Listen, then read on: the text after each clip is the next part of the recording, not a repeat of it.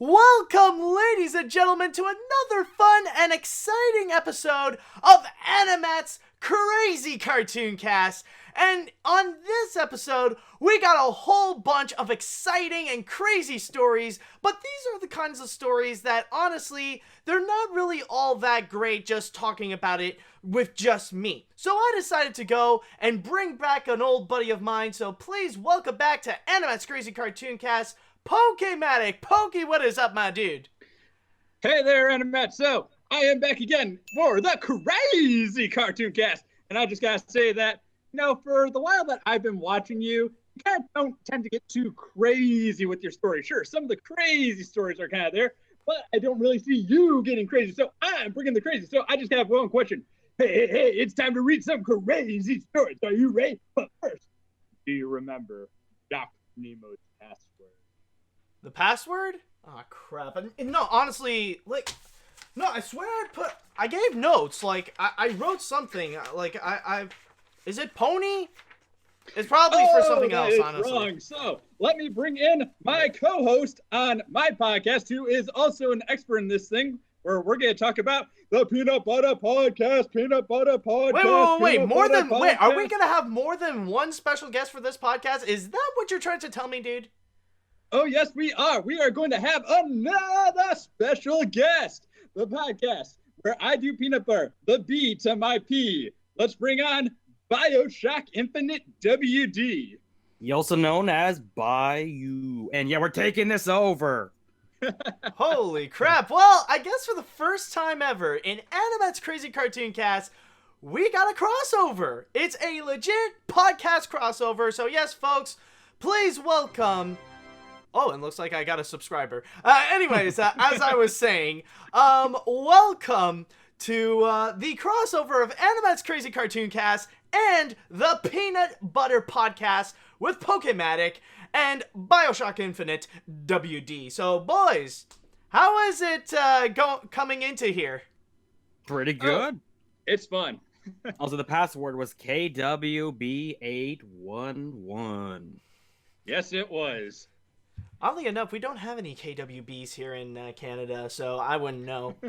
I can be your KWB, Billy, and I will talk like this for the rest of the episode. If anyone gets that reference, I will respect you. Is that a Ben Stein impersonation? No, it's Reservoir Dogs. We have someone in the Reservoir chat that says that they have a peanut allergy. Sorry, but yeah, we're the Peanut Butter Podcast, the only podcast that comes with an allergy warning and a reference to peanut butter every single opening, and that mentions tambourine every single episode. So yes, folks, I think this is the kind of madness that we are about to expect on this episode. So the question is, boys, are you ready? And Chatwell, are you ready for this episode of AniMat's Crazy Cartoon Peanut Butter Filled Podcast? Sure am. Yes. All right, we got the guests that are ready. The Chatwell, are you ready? Okay, we got some yeses so far. Oh, crap. This actually reminds me. I need to send you guys a link to the Twitch just in case, actually. In case you need to know. Right now I've got the Twitch live and going, and I'm seeing the crazy things, and we have people that are wanting some jelly. Heretics. Okay, perfect. I think we could go ahead and get things started. But actually, more specifically, though, we might as well get things started and move... oh, crap, wait a minute. Just need to... wait. I have spoilers for the next story, but might as well start things off by moving onward. Yes, folks, we are going to be starting things off by talking about the newly announced upcoming Pixar movie. But more interestingly enough, the upcoming original Pixar movie, which indeed shall be called Onward. Now, this is not necessarily the first time that you guys have probably heard about this movie in particular. This was first revealed at last year's D23 Expo, where it was actually revealed as a fantasy film, which is going to be directed by Dan Scanlon, who is also known as the director of Monsters University. And from there, he described it as a little bit of a suburban fantasy world. More specifically, it states that the plot, reading from my source here on Deadline, states that that the plot centers on two teenage elf brothers who embark on a quest to discover if there is still a little magic left out there. Dan Skelton even described a little bit about some of his inspiration for this, saying that Scanlon said the plot is inspired by the story of his childhood and how his father died when he was young, and he always wanted to find out about him. This movie, he said at the time, is a mix of fantasy and the everyday, with elves, sprites, and pretty much anything that would be on the side of the van in the 1970s. But on top of that, what is also a big new part about this in particular is that we also got info on who's going to be in the movie in terms of the cast. So with the 4 main people that we have so far, we'll include Chris Pratt, Tom Holland. Yeah, Chris Pratt! Yes, Chris Pratt, Tom Holland, Julia Louis-Dreyfus, and Octavia Spencer, along with an official release date, which will be coming out on March 6th, 2020. So, I would like to know from you guys first, what do you think about the what do you think about Onward so far? What do you think about the new news that we have related to this movie? Well, I'm just thinking Chris Pratt and Pixar. What else do you need? Animation in a movie? I guess, but I mean, Chris Pratt, you could just see that Andy or the guy from the Lost World series or Jurassic World series. Just call him On Them to 100 Guns. May as well be his name. And also just Star-Lord and all that. I mean, what else do you really need besides the animation, I guess? Well, I mean, like, technically, with the way that you're describing it, it's almost like you would be equally impressed if you just see Chris Pratt visiting the studio. It's Chris Pratt and Pixar. Here's the thing. It's Chris Pratt and Pixar. If he just goes to the studio, that would be in itself like an amazing viral video that I just know multiple people that just love Chris Pratt and all his work would just be like, oh, yes, I love that. That's amazing. You know, ironically, you know that it's going to happen in the future. You know that's going to be an actual video that's going to be happening close to 2020 when Onward will be released. You know Pixar's going to do something like that. Yeah, and it has to happen. I mean, it's just, that's what Chris Pratt does and what people want from him. I will say this, though, that Chris Pratt can't single-handedly sell a movie. Remember Passengers 3 years ago? Him and Jennifer Lawrence? The movie still flopped. Yeah, that is true. That is true. I mean, like, but then again, it's not like that movie. To be fair, it's not necessarily Chris Pratt being Chris Pratt. It's like Chris Pratt trying to pass off as the average American. Like, technically with like when you think about movies like Guardians of the Galaxy and Jurassic World, or even with the Lego movie, those are the films that would define more of Chris Pratt being Chris Pratt. So if you're going to sell on the element of the actor, you would have to make sure in the movie that he is being what he is often known for. Yeah, when he was on Parks and Recreation, he was more relatable everyman. When he became Star-Lord, not so much. Yeah, you can't go back. When he became Star-Lord, that's because now he's being the cult of personality of the megastar. Mm-hmm. Yeah. Yeah, kind of like the snarky superstar kind of thing, yeah. Yeah, my opinion like, that's what people want from him now. Mm-hmm. Yeah, my opinion on the movie are a little bit more complicated, because I'll be honest, the summary right there didn't impress me. Well, I mean, if you were to describe the summary of Wreck-It Ralph Breaks the Internet, you just say it's a Emoji Movie again, and it wasn't. Well, I'd say like Ratatouille is rat cooks food. That's not really a good sell. Yeah, well, I mean, like we're still early. Go on. Goes on adventure with boy. That actually sounds a little creepy right there, but it ended up being very charming.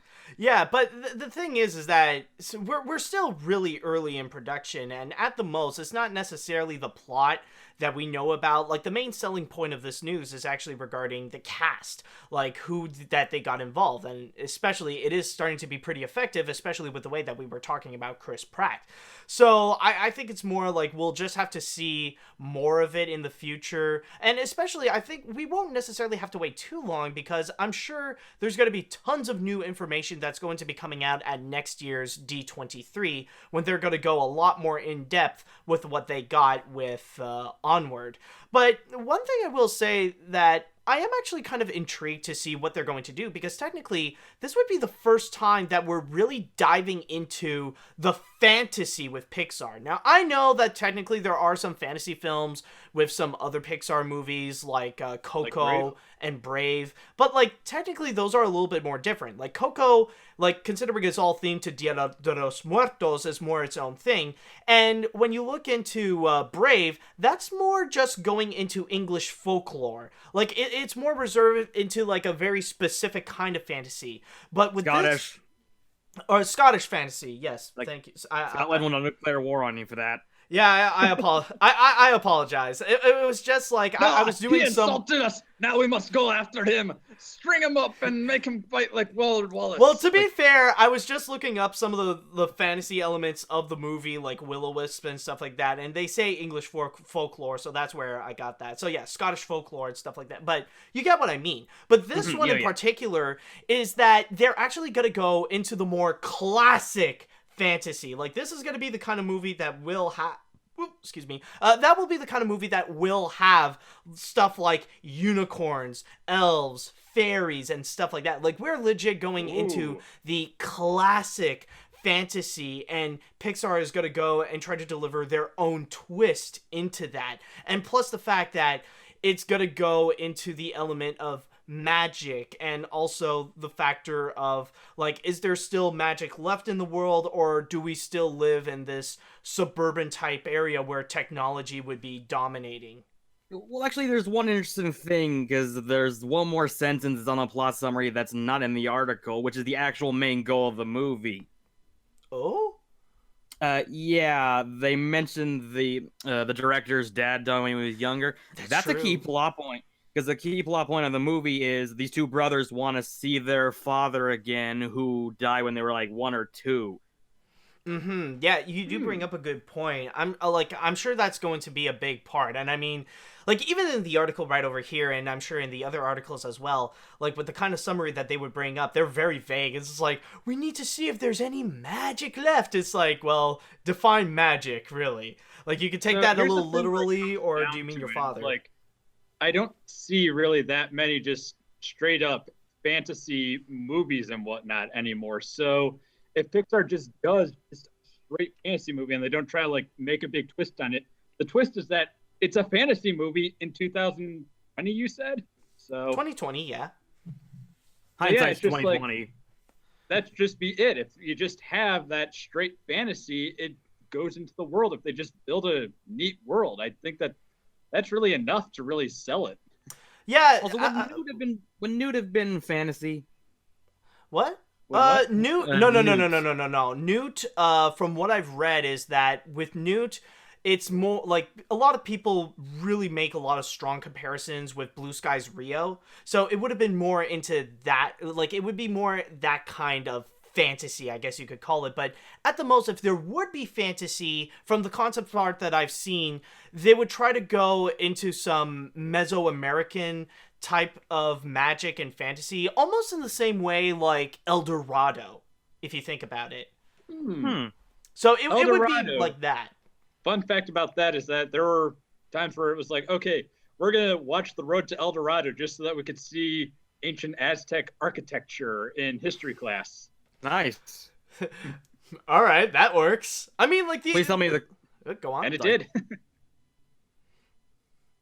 All right, but no.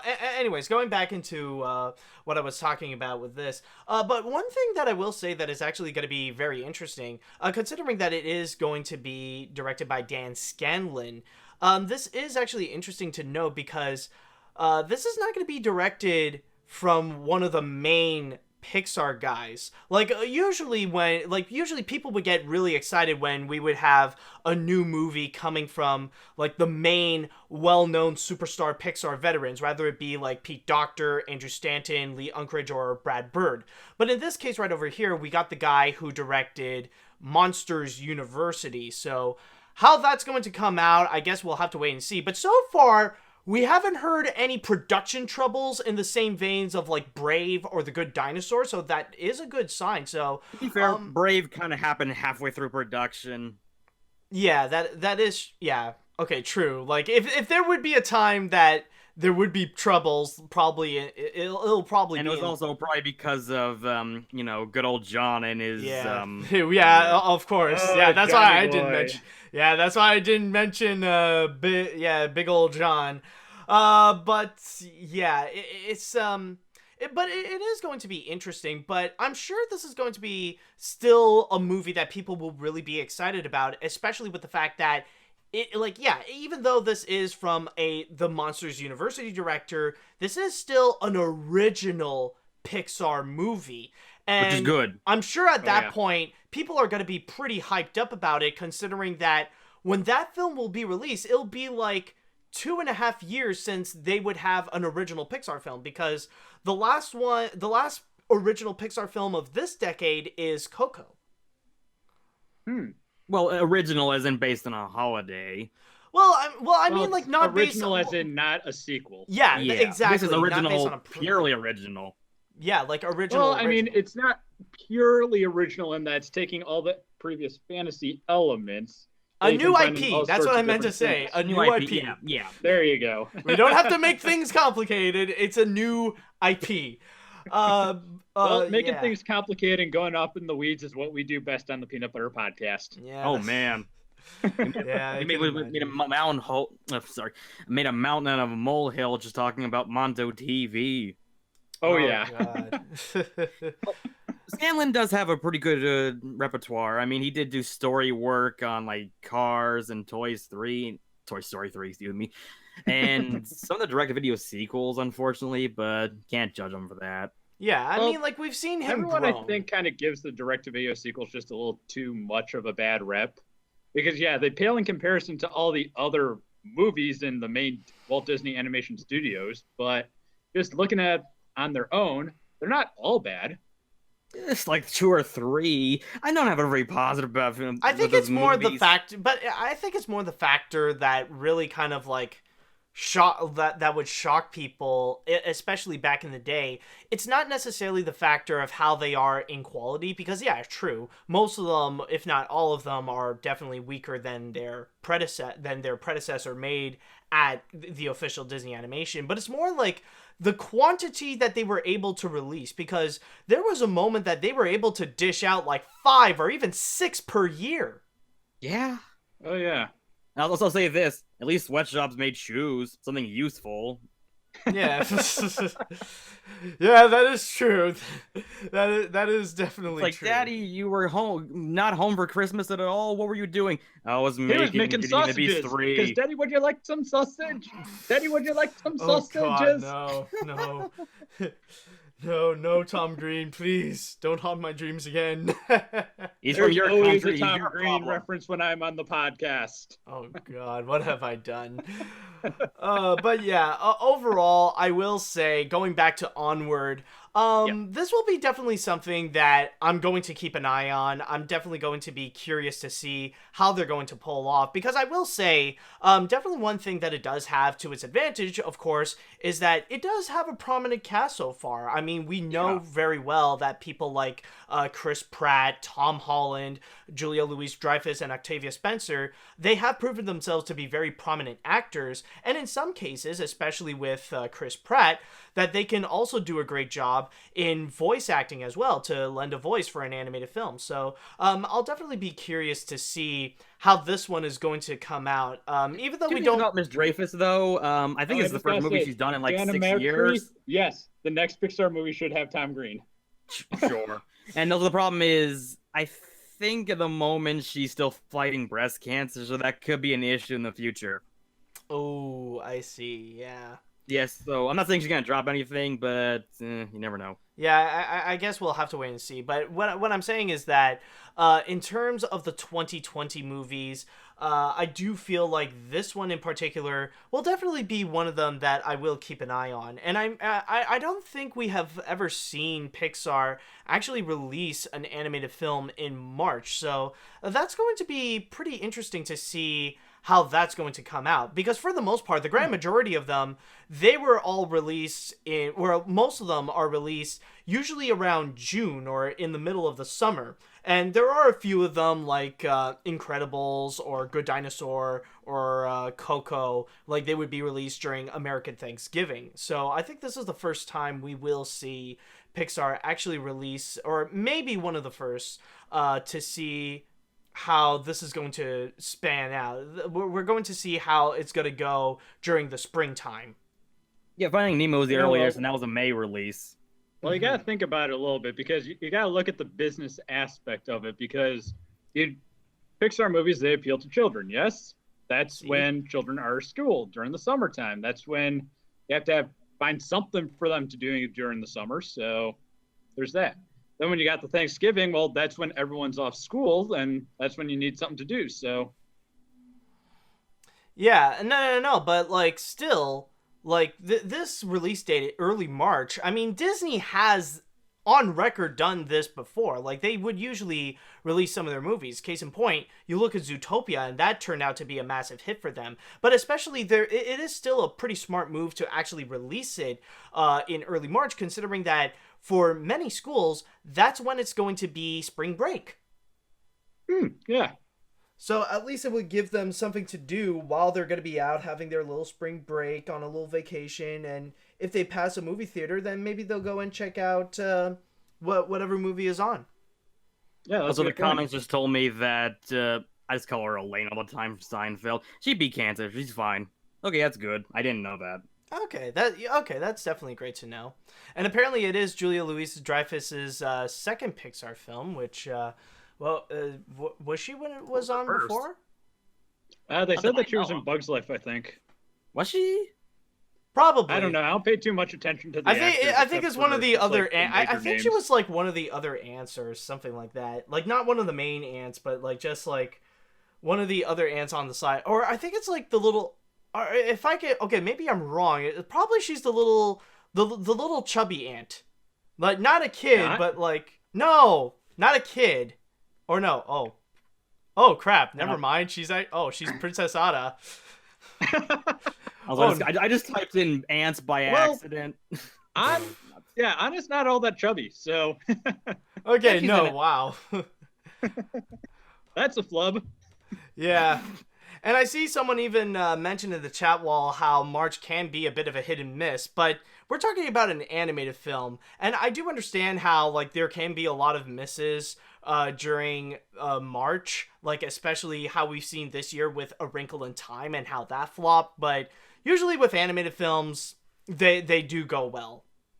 Well, here's sort of the thing with A Wrinkle in Time is that a whole lot of people just sort of want to blame like the release around time. It's just like, well, I just saw A Wrinkle in Time. It just didn't look that appealing.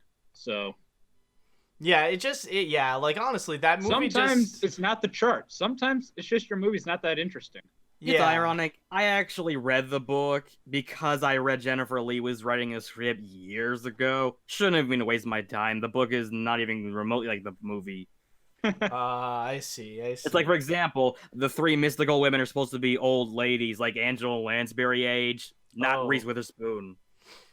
Yeah, I mean, there's a TV movie, a version of it a real while back that I think that it ended up really capturing what the original book was about. So and that wasn't very good, but it was a little bit closer to the book anyway. Yeah. Yeah. So, guys, any final words on Onward? When I first saw the title and the description, I thought Keebler elves. So Jeff Sessions is available now. Oh, snap. He could, man. He definitely could. I mean, like, we do need some evil elves to just walk around, to, like, possibly to serve for the Dark Lord.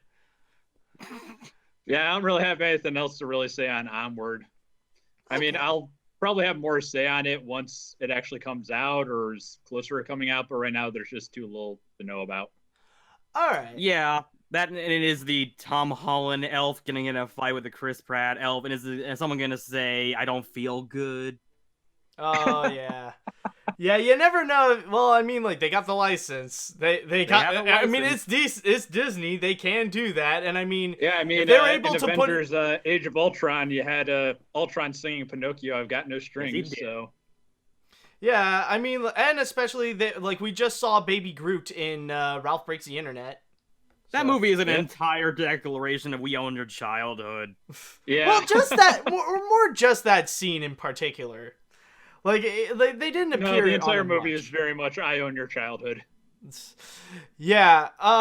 So yeah, I think that's pretty much all good with this. So now we're gonna go into the chat wall, and I would like to know, what do you guys think about this movie? What is it that you think so far about Onward? Do you guys think it's a good idea? Do you guys are intrigued by it? Are you just a little bit unsure? Let me know what you think. Oh boy, we got. Well, I already saw one guy that was just pleased that I made an Infinity War reference. Yeah. Let's see. I'm looking forward to this film. Seeing how it is an original Pixar film, I can already picture the gorgeous animation. It would be cool if we saw a different style of it, perhaps something like Dragon Prince. It sucks that we'll get the movie next decade, in the new decade. I'm still excited for it. Dude, I mean, like, we're soon going to be in 2019. You don't have to wait that long, actually. I mean, it's not like they're saying they're going to be releasing it in 2030. Yeah, really. Let's see. I'm honestly looking forward to Onward. It is an original Pixar film that we haven't seen since Coco, and it does sound pretty engaging. I do fear that it might be like Coco, where in the end, with the major emotions. I already know it's gonna happen. Oh, Pixar. Yeah. There's going to be all sorts of major emotions. About a absolutely. It goes without saying. Also, I am worried about the release date because it is coming in March, and I would much rather have them be released in the summer with their normal schedule. Also, after Toy Story 4, we will get 5 original films from Pixar between 2020 and 2022. That shows Pixar want to go. Not really, because some of those, it could be either a Disney animation movie. I mean, if it's animated, that doesn't mean it's all Pixar. Just keep that in mind. Alberto here made a good point. We didn't actually mention we liked Monsters University. I didn't. Nah, I didn't. I like either. Monsters University. Well, for me, it's then like... again, I watched it at my university in like our university honors college, and we're all just laughing at. It's just like what we're going through. It's like it's like Revenge of the Nerds, only G. Yeah, it's just that for me, I feel like. Yeah, it definitely is one of the weaker Pixar films. I will admit, like, after the scare games, that's when things really do pick up, and that's when the movie becomes, like, really, really good. But before all of that, it's just, like, it's not all that great. It has a good ending. They want to make a college movie for the kids that are in college now that watch the original, and I have no problem with that. They're gonna just watch Animal House, and you know it. Oh, yeah, definitely. Definitely. Let's see. I didn't see too much investment in this film. It looked like a typical fairy tale-ish animated film with nothing entirely new, but with the details of the plot, as well as casting 2 of my favorite actors, sold. But one question will remain. Okay. Will there be an MCU joke like Holland... Oh, like, well, we already kind of covered that there. Okay, we also have someone that's asking, can you ask AniMat if it's okay to be serious when it comes to subjects that kids book series being my planned Bible series? Huh? Wait. Oh, Tomster, is that you? I think so. Probably. I have no idea what you're talking about. It's like, what does it have to do with Onward? What?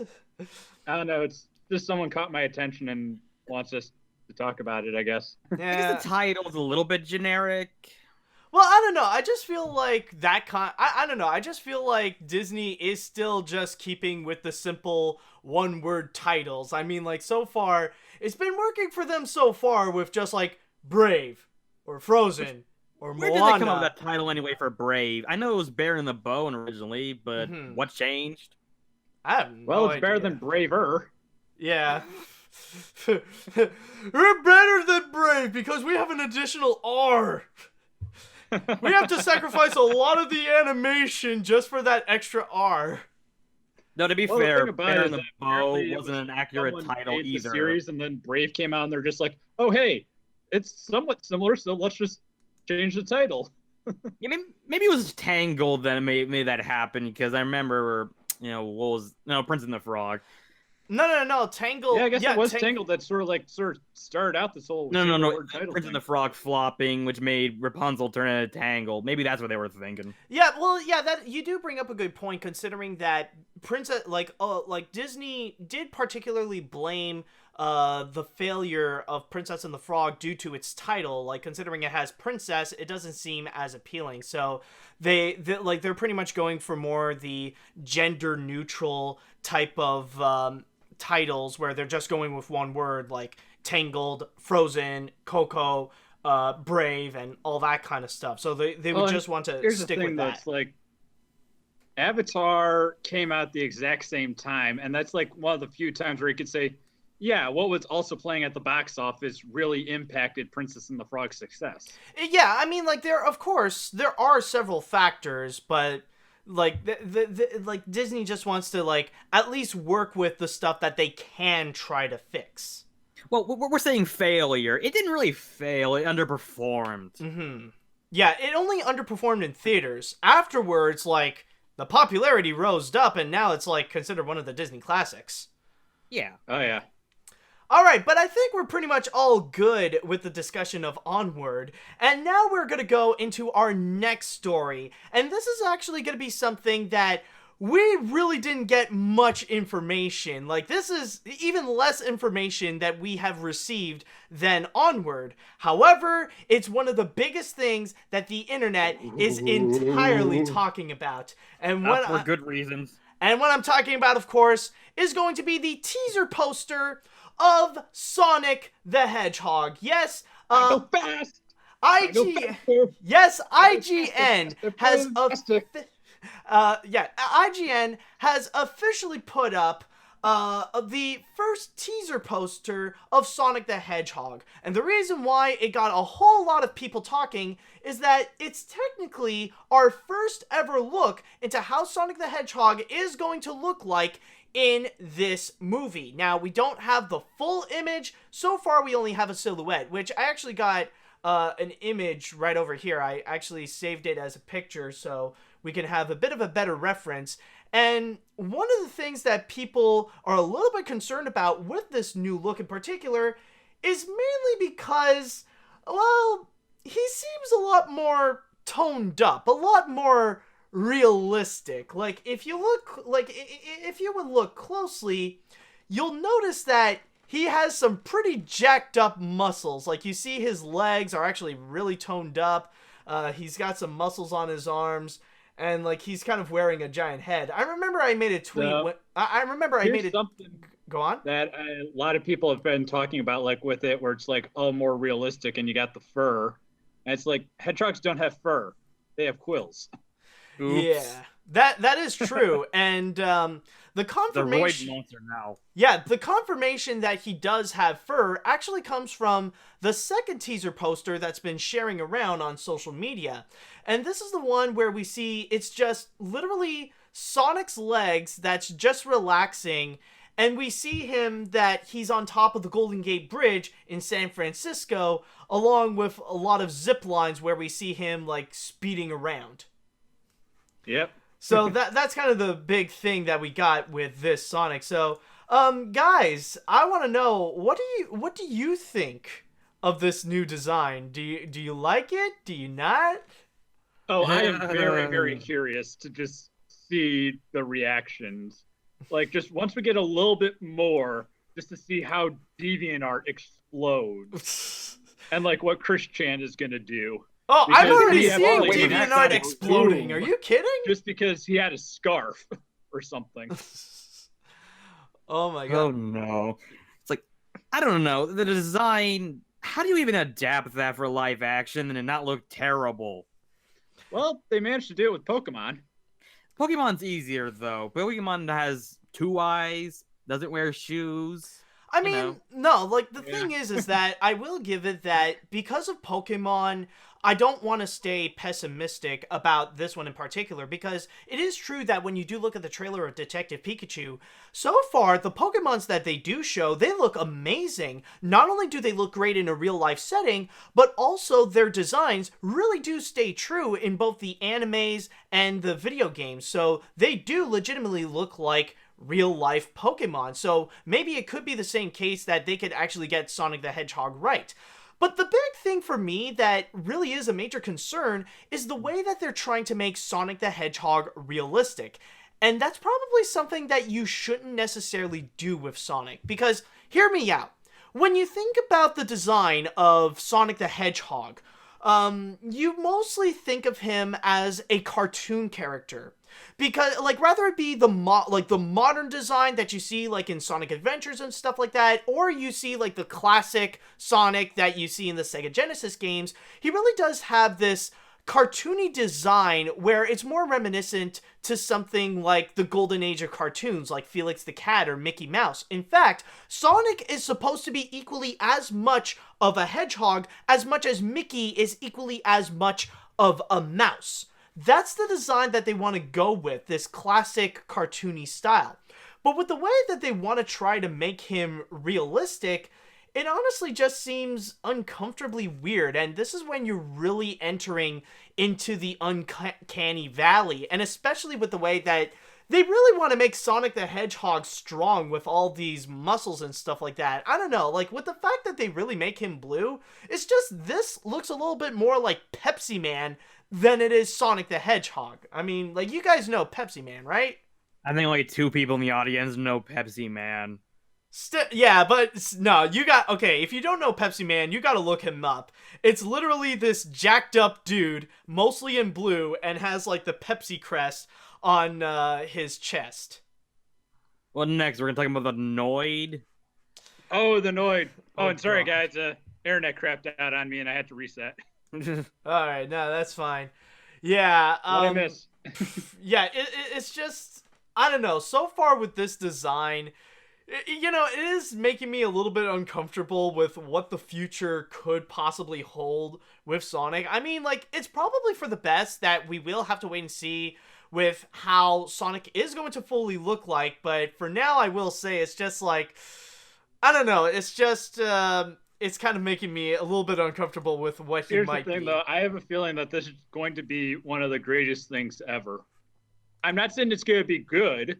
I'm just saying that it is going to be amazing to just see what ends up happening with this. What I want to know is, do theaters really want the Sonic fan base going into I mean, I don't know about the Sonic theaters wanting it, but I'm sure that the studio definitely wants their money. Yeah, definitely. Though, if I do it, I gotta wear my blue morph suit and just, like, maybe make some sort of something that looks kind of like the blue Sonic hair. Oh, and just be, gotta go fast, and wear it to the movie theater. The article mentions something really important, though. Mm-hmm. He can only go so fast. Oh, really? Yeah, well, that was the thing where it was like they wanted to make it so it just didn't go too insane. Yeah. That kind of reminds me of, have you ever heard of a movie called, what am I saying? You already know it. Superman Lives, the making of it. Oh yeah, of course. Yeah. Did you ever read the notes that producer John Peters told them? Because that includes stuff like Superman can't fly, Superman can't have, like, an underwear outfit, and these really weird stipulations that kind of takes away from the character. Sonic cannot being too fast kind of is this character. Yeah, I mean, honestly, I guess it sort of depends on how they end up doing it, because I've seen multiple different things where it's like, okay, you have this character that has all sorts of crazy powers in their own world, but then they come to our world and they're not able to do it because our world behaves differently than their world. So maybe that's it. But then again, I feel like there has to be a moment, like, maybe for the most part he won't be super fast, but eventually they have to make him go at Sonic speed, no pun intended. Like, they really do have to make him go fast, because technically that would be the main selling point of Sonic the Hedgehog, is to see him go fast. And I mean, if you're going to make a Sonic the Hedgehog movie, you better have some moments where he's going to run fast. Hopefully, yeah, otherwise we get Sonic. Yeah, but I will say, guys, though, there is something that I do have to mention, and it's something that, like, I was just looking around on Facebook and stuff like that, and I gotta say, honestly, we gotta screw the wait and see kind of attitude because, look what I found. Uh-oh. Just look on Twitch. Oh, no. Okay. Here's what I found. This could be the real deal. Now, from Oh, no. now, The monster really got addicted. now, from what I've heard, I want to see that movie now. yeah. Now, from what I've heard about this thing, is that apparently this is what people got on the audition sheet. This is apparently officially from Paramount, or probably from Sony Pictures back when they were producing it. But apparently, this could be the Sonic the Hedgehog that we could have. And from what I see, well, it's not as... I will give it... It's not as horrifying, but... Hey, boy, Okay, so here's the thing when it comes to movies for me. I either want them to be good or I want them to be so bad they're good. And looking at this image, it looks like it's going to fall into that so bad it's good territory of It could. things are just going to be absolutely bonkers insane. It could turn into like the Super Mario Brothers movie. Well, I mean, which like, it I love that actually movie, could. so. I mean, it actually could. I mean, we do have a good first sign that they did bring in Jim Carrey to actually play as Dr. I don't know who are they going to call it, Dr. Robotnik or Dr. I think Eggman. it's I gonna be really Eggman. hope that they go with Robotnik because I absolutely despise it when he calls himself Eggman. It's gonna be Eggman. It's the most modern version. Yeah. I guess. And then there's also a whole bunch of people where they say like, oh, well, Dr. Robotnik is separate from Dr. Eggman in terms of like the continuity and the character design, because it was like Dr. Eggman would team up with Sonic in order to save the world from blowing What? up, whereas Dr. Robotnik would just let the world blow up because he would never team up with Sonic. Isn't that like saying though Satan's a good guy, devil's the bad guy? I guess, but Yeah. it's just one of those weird things within like the Sonic community of like trying to figure out the different continuities of all the different series and like if characters are the same. It's kind of like with how some people say that the lore or the Onceler before he sings his song is different from the Onceler after he sings his song. Now that's just fantasy. You know, I honestly, I just gotta say, I just love the way that I'm placed. I just placed Sonic perfectly, right? Just chilling out, just listening to Pokey explain like how the movie is going to be. It's like, yeah, I can see what you're talking about. Very fascinating. You don't like my movie? Oh God! You know, the funny thing is that I think the best way to describe my reaction when I first saw this kind of weird Sonic, both like the silhouette and this, honestly, the only reaction that I could say is that this is the first time that I can completely relate to Doug Walker right over here. Do you guys remember the fan-made Sonic film? Yep. Yeah, so I don't remember it. Okay, now, in case you guys don't remember, back in 2013, Blue Core Studios actually created this fan-made Sonic the Hedgehog film. And by the way, if you want to know, this is what this Sonic looks like. It's, so let's be honest, it's just like putting him in a live-action setting, it's not that great of an idea, but in this one in particular, it actually has a whole bunch of cameos from different internet celebrities, rather it be Stuttering Craig from Screw Attack, it had James Rolfe, I think it had Brental Floss, and of course, as you can see here, it has Doug Walker as this military guy, where he was about to be killed by one of Robotnik's robots, but Sonic the Hedgehog would save the day, and he ended up saving Doug Walker. And technically, it was like the first time that we see this version of Sonic the Hedgehog. And as you can tell by his face, it's just like, it's the kind of reaction that everybody has when they first see that teaser poster. He's like, wait, what? Wait, what is this?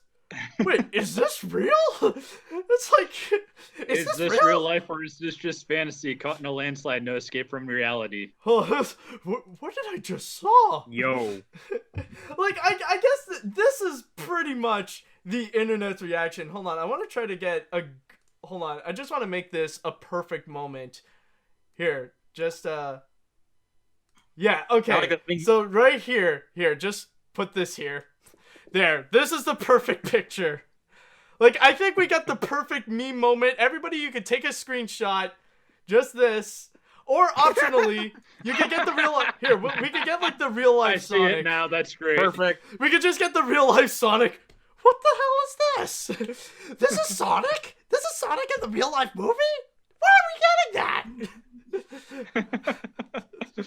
We're done. This movie cannot be better than that. Yeah, Nope, it cannot be. Honestly, Actually, no, we're underestimating the power of Sonic and the ability of his cringe. Honestly, we need to get... I'm not saying I don't like Sonic. I enjoy Sonic, but just... Sega and everyone has taken Sonic over the years. It's not that pretty. I pity Sonic at this point. It's like a guy that's been shot like 20 times. It just won't die. Yeah, I honestly, I think, like, with that reaction right there, we need, like, a cameo from Doug Walker in this movie so that he can actually make that reaction again. Just, like, looking at it, like, what? I like, that reaction, honestly, it just, like, it just dawned on me this week. And, like, it's just... I'm surprised nobody really brought this back up. It's just, it feels really priceless. And, like, it's so meme-worthy just to see that. Yeah. Okay, Sonic has to come out and say, I saved you because you liked my Sat-M show. It's Sat-AM. Or Sat-Tam. Sure. Either that or, like, Doug could be, like, a businessman and, like, Sonic screwed up his briefcase. It's like, hey, you screwed up my papers. Well, sorry you failed that way, bud. Gotta go. Chili dog. Chili dogs. Oh my god. But yeah, this is... Yeah, I'm sure when the trailer so long is as he doesn't talk about the inappropriate touching. Or no, they gotta do that. Like, oh my god, that spaceship. That's no good.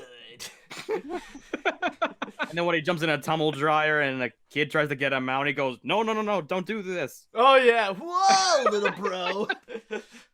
Oh my god, but yeah, I'm sure the internet let's leave the is Sonic Says memes alone. We could probably go on forever with those. Yeah, absolutely. Absolutely. All I'm gonna say is that I will objectively give it a 10 out of 10 and call it the perfect Sonic movie if it says the penis. fans are not gonna be calm. Not possible. Yeah, no, but honestly, yeah, when the trailer is gonna come out, the internet is gonna freak. I can guarantee you that. Yeah, Kim Kardashian, you have no chance. Oh, absolutely. We already thought that Ralph breaks the internet. No, Sonic's gonna break the internet. Oh yeah, absolutely. Sonic has the ability to constantly break the internet as much as Shrek. So I'm sure this movie is gonna make people freak out. Oh, this would be even better if there was a Shrek cameo in there. Oh no. Oh my god. Yeah, Eggman, yeah, Robotnik is gonna bring in his secret weapon. Oh, hello there! No, he's gonna... What are you doing in my Robotnik? Yeah, he's gonna turn out a boombox. It's just gonna be swamp. Swamp, swamp, swamp, swamp, swamp, The world is gonna roll me. Oh boy. Oh, okay, so with that said, I want to go into the chat wall right now, and I would like to ask you guys, what do you think of the teaser poster of Sonic the Hedgehog, and how do you think he's going to appear in the movie? Are you guys excited to see what he's going to look like? Are you dreading the moment? Let me know what you guys think right over here. All right, let's see. Boy, does Sonic look like he actually has a pingus. If Knuckles appears in this movie, do you think he'll look like Ugandan Knuckles? Oh my god, we have yet to even describe. No. Knuckles. You have other echidnas that just come up to me just like, hello. Do you know the way? Oh my god. Like, Uganda's been dead and buried. Don't come back. That could be like, no, like we're gonna see like a recreation of the wildebeest scene in The Lion King where we just see Sonic's face and he's just there like, Do you know the way? Oh god, but honestly, that just reminded me. We're bringing the crazy, everyone. It's living up to the name. No, I'm just gonna say right now, we have yet to even talk about what the other characters might look like if they are going to bring in characters like Knuckles or Tails or Amy. Oh god. Tell me they're not gonna skip was it Rouge the Bat? We don't need. Oh no! If they have Rouge the Bat, that is going to be. God. That's gonna be so much fur bait right there. Oh, absolutely, abso-freaking-lutely. Oh my god! If they bring in Rouge, that's gonna be like all hell will break loose. Oh, what they gotta do is they gotta bring in Shadow though. And he has to have his hair that's covering one of his eyes. He's gonna have his machine gun again. No. Better yet. There needs to be one scene where there's a giant shadow looming over Sonic, and then suddenly you hear, "Froggy? Is that you, Froggy?" Oh god! The possibilities of all the other characters that could be in this movie. Oh man. It's like I am excited but dreading at the same time. It's like part of, you know, especially with excited now, actually having talked this out with someone, just thinking of the possibilities. This is going to be the greatest thing on earth. I might actually side with that. Oh my god, like part of, you know, I'm not gonna lie, with Rouge, like part of me feels like, oh, this is gonna be so hot, and then a part of me is like, oh, this is gonna be full-on nightmare fuel. I don't know how that's gonna, it's gonna be interesting but weird, man. It's just Matt, like, let me put it this way. It's gonna be for whatever floats your boat. If you're into Rouge, probably. If you're not, who would voice that? ScarJo? I don't know. I have no freaking clue. Let's see now. I'd say Kathleen Turner, but she's too old. Yeah. In terms of Sonic's design, it's a little uncomfortable. I'm not quite a fan of Sonic's extremely small, teeny-weeny hands, and the fact that he probably has Yeezys. But I'm most likely gonna go in with an open mind. But will Sonic wind up shooting up crack and running around the street screaming, "Gotta go, motherfucking fast!" Ah! Well, to be fair about the size of the hands, if you ever seen a hedgehog, that is about the size of the proportion of their hands to their bodies, so... Or, like, maybe they'll have a scene talking about it, and Sonic is just gonna deny it. "No, guys, I got the biggest hands. My hands are huge. I got my biggest hands. Anywhere, my hands are bigger than any other person in this movie." So, we don't want to talk about full proportions here, because full proportion hands, you know where this is gonna go. Oh, he's not wearing any pants. Yeah, that's true. We got the Donald Duck. But speaking of like design and whatnot, do we want to talk about the single eye and double eye? Because I heard someone say that like they're gonna do two eyes. Well, I mean, I showed in the what could possibly be. They're showing two eyes, and I think on the IGN article they mentioned about that. No, sorry, Doug, not you right now. Let's see now. I know they mentioned some. Yes, okay. Yeah, it states here in my source on IGN, the most challenging part of Sonic's updated design isn't revealed in this trailer, his eyes. The filmmakers struggled with how best to depict Sonic's eyes because often he is only seen with one, and that wouldn't translate well to the live-action movie. I don't think Sega was entirely happy with the eye decision, but these sorts of things... it's going to look weird if we don't do this, but everything is a discussion, and that's kind of the goal, which is only change what's necessary and stay true to the rest of it. He's not going to feel like a Pixar character would, because I don't think that's the right aesthetic to make it feel like part of our world. So here's one thing that they could do. I don't know if you've ever seen like the little meme web comic where someone's just like, "Hey Sonic, how come you have one eye?" And he's like, "What do you mean one eye?" And he takes it off and he has two eyes and it's just a visor. Oh, yeah. No, so honestly... They can do that. Actually, no, the best thing that I have seen, like, some people might be freaked out by it, but there was at one point Mario looks at Sonic and he was asking, he was like, "Sonic, why is your eye so pink?" And then suddenly his eyes grow bigger and bigger to the point that it becomes round. And then suddenly we just see Kirby coming out of his head going, "Baya!" Can we speak of this Smash movie now? Yeah, oh god. It's just, I don't know how it's going to look, but yeah, I'm pretty much dreading it. But okay, but anyways, I think we're pretty much done with the talk of Sonic the Hedgehog. We will see more of it when the trailer will come, and trust me, that will be an insane discussion. But but now we're gonna go and move on to our next stories, and we actually got some teaser trailers in which we shall discuss about. And the first one that we shall go and look into is actually going to be a sequel that's going to be pretty interesting. And before we get things started, I would like to ask you two, have you guys ever seen Shaun the Sheep Movie? Yes. No. I really, really enjoyed Shaun the Sheep Movie. Okay. I remember I rented it and I'm just like, here's the thing. I watched Shaun the Sheep, like the original short series on like Disney Channel, sometimes on YouTube. There were a couple of special 3D versions that were specific to 3DS videos. So like when I saw the movie, I'm just like, ooh, I gotta see this. And I rented it and it was very entertaining. Yeah, it was, yeah, for me, I will say, yeah, it is a very simple movie, especially when there's no dialogue, but it is charming. It's one of the rare movies that actually does make simplicity work in a way that it's cute, it's charming, and it's pretty fun. But apparently we will be getting a lot more of it, so let's go ahead and check out the teaser trailer to Shaun the Sheep Movie 2, Farmaggedon. This time, it's Farmaggedon. So that is the teaser trailer to Shaun the Sheep Movie, Farmageddon. And I will say, you know what?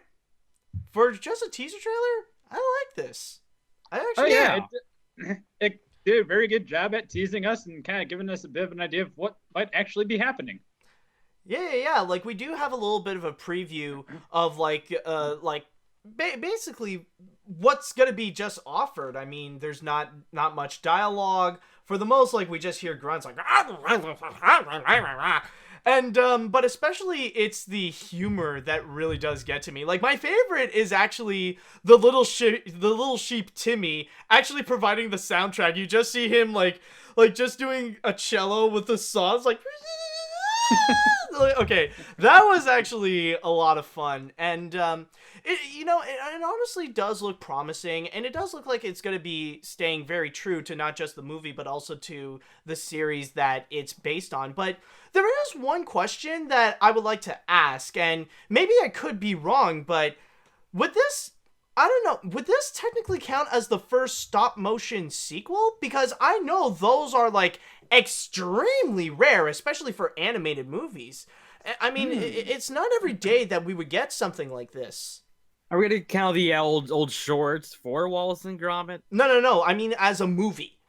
As a movie? Like a full theatrical release runtime film thing. Yeah, you might be right that this might be the first time that we actually had like a theatrical release stop motion film. Yeah, I mean, like, this is not, I mean, it's not the first, maybe this is not the first ever. I could be wrong. Like, there could be something made, like, back in the 20s or 30s or even the 40s, like, somewhere in Europe that they made. There is one. Straight up shorts being released in theaters. Yeah. Have you heard of something called Junkhead? Junkhead? No. Yeah. It was apparently an indie-made theatrically released stop-motion movie. Had a sequel called Junkhead 2. Okay, so, all right. So maybe it's the second theatrical release sequel to stop-motion film. Oh, Chicken Run. Chicken Run soon. Well, okay, yeah, soon it will Chicken be Run. Chicken Run. There's only the one Chicken Run so far. Yeah, like, this one is gonna come out first, and then they're gonna go into Chicken Run. But still, like, at the very least, I could safely say that this is the first time ever that we do have from a major studio a stop motion animated sequel. Yeah. Well, there's also not that many major stop motion animation studios out there. I mean, you got Aardman and Leica, and those are the only ones I can really think of. Yeah. The Americans and the Brits. Yeah. And maybe like some small indies here and there as well. Yeah, but again, they're independent. They're not major. Yeah, So, exactly. But also one thing, speaking of stop motion, I think that's another thing that is interesting to discuss about in this trailer in particular is that not everything that we do see here is fully committed to just stop motion animation because the spaceship itself, you could clearly tell it's fully computer animated. yeah, well, that's basically what Aardman has been doing for years. I mean, if you watch the bonus features for Curse of the Were Rabbit, there's so many things in there that were CGI. Hmm. Like all the liquids and fluids, that was CGI. When the bunnies are floating around inside the bunny vacuum thing, that was CGI. Yeah. I think there were some other things in there that was CGI. Yeah, I understand. Like, I know that there are some CGI elements in Aardman movies, but we've never seen them so prominently displayed as kind of like the main central element. Like they're like usually what you would describe, they're more like for small effects or something to add in the background. This spaceship that we see here, like this is something that is very prominent that's in the foreground. Like Well, something. it's prominent in the foreground in the respects that we see it for this short period of time. It could be, though, that we just only see it actually doing its thing very briefly, and everything's going to either be them trying to find it and you just see it up in the sky, How much or CGI it's was in actually Early Man, though? theater. That's a very good question, actually. Um, I don't know. There isn't like in terms of like CGI that's actually prominent, that's actually very obvious. It's hard to say because for the most part, a lot of it is done in CG with real life sets. Like maybe I would say the football could probably be CGI, like with the way to actually make a. That's what I Probably. was thinking. The football, and that's about it. Yeah, but that's Basically, a key like when plot it point. comes to like these stop motion films, anything that is flying through the air, because technology has just advanced so far that it's going to be CG. They don't And do Wes the put it Anderson on does little it. sticks and make it fly through the air with rigging that you edit out later. Yeah. The best I can think of is Isle of Dogs had a plane in there, and it's not CGI. You can clearly tell. Yeah, I Yeah. mean, yeah, like And with that's like when you kind of go what it comes into. down to, because you got so much where it's like, okay, the technology is where it could be, but if you try to make things fly, doing it one frame at a time, it looks a little hokey. Yeah, I mean, like with Wes Anderson, I mean that's kind of like an entire different story because like Wes Anderson does his best to go and, well, Wes Anderson and his team, like they do their best to stay fully committed to CGI as much as no, not CGI, sorry, to stop motion as much as possible with very small use of computer animation. Like with Fantastic Mr. Fox, the only time that there ever was CGI was the apple cider scene when suddenly all the animals were gushed with apple cider and suddenly like they pop out of the vent. That's really the only time that Isle of has. Dogs? I can't think there was any CGI of note. Yeah, Well, it's here's the hard to thing when it comes say. to like modern stop motion CGI is that most of the time what they do is that they scan the actual models that they would have done in stop motion, and then they basically build an entire model based off of the real life model, 3D scans and whatnot, and then it's a very seamless integration into the movie. Yeah, and but the thing is, the reason why that I would bring this up for Farmageddon is mainly the fact that with the way that the spaceship itself is so and like not only the spaceship but also the effects are also highly prominent in the way that they were done in CG. Like it would seem like maybe it's a film that's not necessarily considered mainly a stop motion film, but a kind of like like a mixed media animated feature where it's like equal parts stop motion and equal parts computer animation. Like don't like does that seem like it would Eh, make sense? I can see how you might be going with that, but again, it's a teaser. We don't know that much. It could be that this is only a very small portion of the film, and then everything either takes place on the actual ship itself inside, which is real sets, and then when it's outside and they're like trying to chase the ship, which they probably are, it's going to just be like, okay, we have it up in the sky. You see it spinning around a little bit. but you don't see it like fully floating and whatnot to make Actually, it so oh my weird. god, I just realized something, and I think I know how this mixed media could actually work very well for this movie. Like, imagine this. All the Earth things are done in stop motion, but all the alien things, that's all CGI. Like, even the aliens would actually be computer animated and stuff like that. That actually worked pretty well. That could actually work well. And like this is just an idea. Maybe that will not be the case with Farmageddon, but that would actually be a really cool idea with mixing animation styles onto the movie.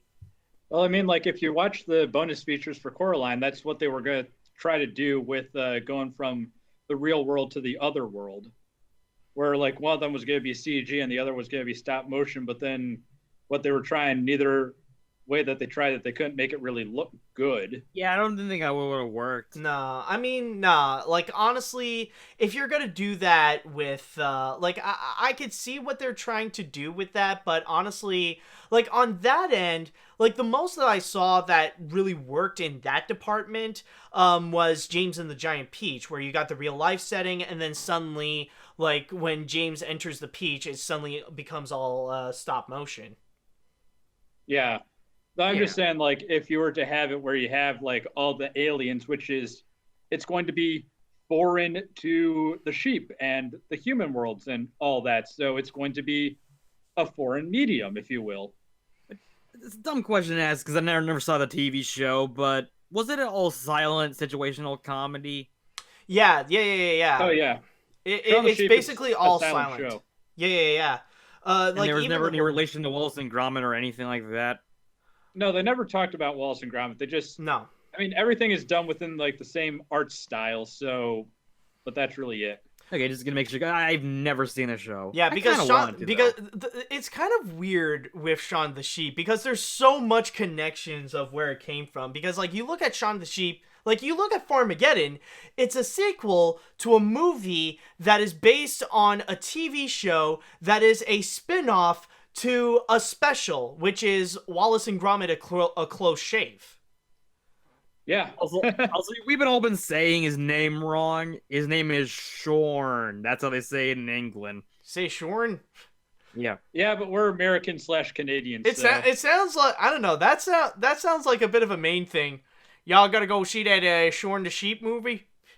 Gotta go check out Shaun? I'm gonna go in, got a new movie at Farmageddon. Gotta go see Shaun in that film.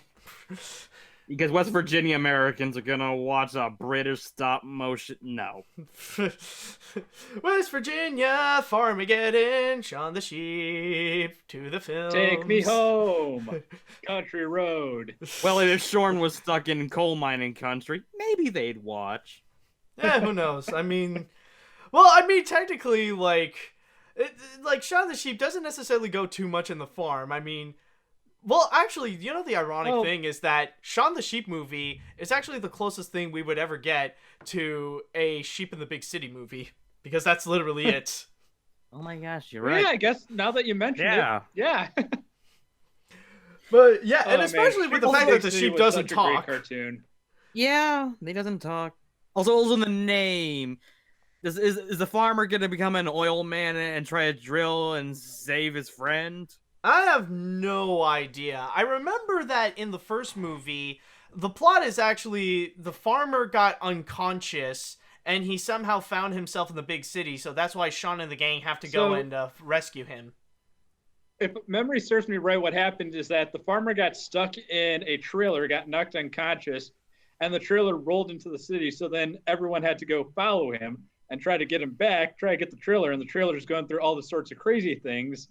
And then that's basically everything, and insanity ensues. Yeah. No, what I meant more is this going to be Shorn meets Armageddon? What, the freaking Michael Bay movie? Yes. Oh, that's why I said the farmer's going to become an oil man, learn to drill, become a spaceman, be voiced by Bruce Willis, and die saving Shorn. It's probably not going to be voiced because that just goes against the... feeling of Shaun the Sheep, but no. Actually, maybe. No. Only give Bruce Willis the voice. It's like, I'm gonna take this job, man. I love you. And then like Shaun the Sheep comes out of this. Then we'll have Shaun the Sheep come out of the spaceship. I don't want to close my eyes. I don't want to fall asleep. But yeah, I don't think that's gonna happen. Like, everybody's ditching Armageddon. Even Disneyland Paris is gonna ditch their Armageddon ride in April. I don't know why they still kept it. I know, like, I remember I was surprised that it was still there when I was in Disneyland Paris like a decade ago. Oh my god. Michael Bay in a Disney park. Who pays for that? Michael Bay? Disney? Probably. Well, one then or the again, other basically had to pay for it. They've done away with all their corporate sponsors, and this ride was brought to you by this company. Nah, knowing Disney, the only reason why it was still there is because it was in a place where they just didn't know what to do. They just had no idea what to replace it with, so they just kept it there for like 20 years, I think. But now that they got a new idea with a Marvel ride, at least they'll just scrap that. Maybe they just want to kept it there as like a final reminder of Michael Eisner's failure.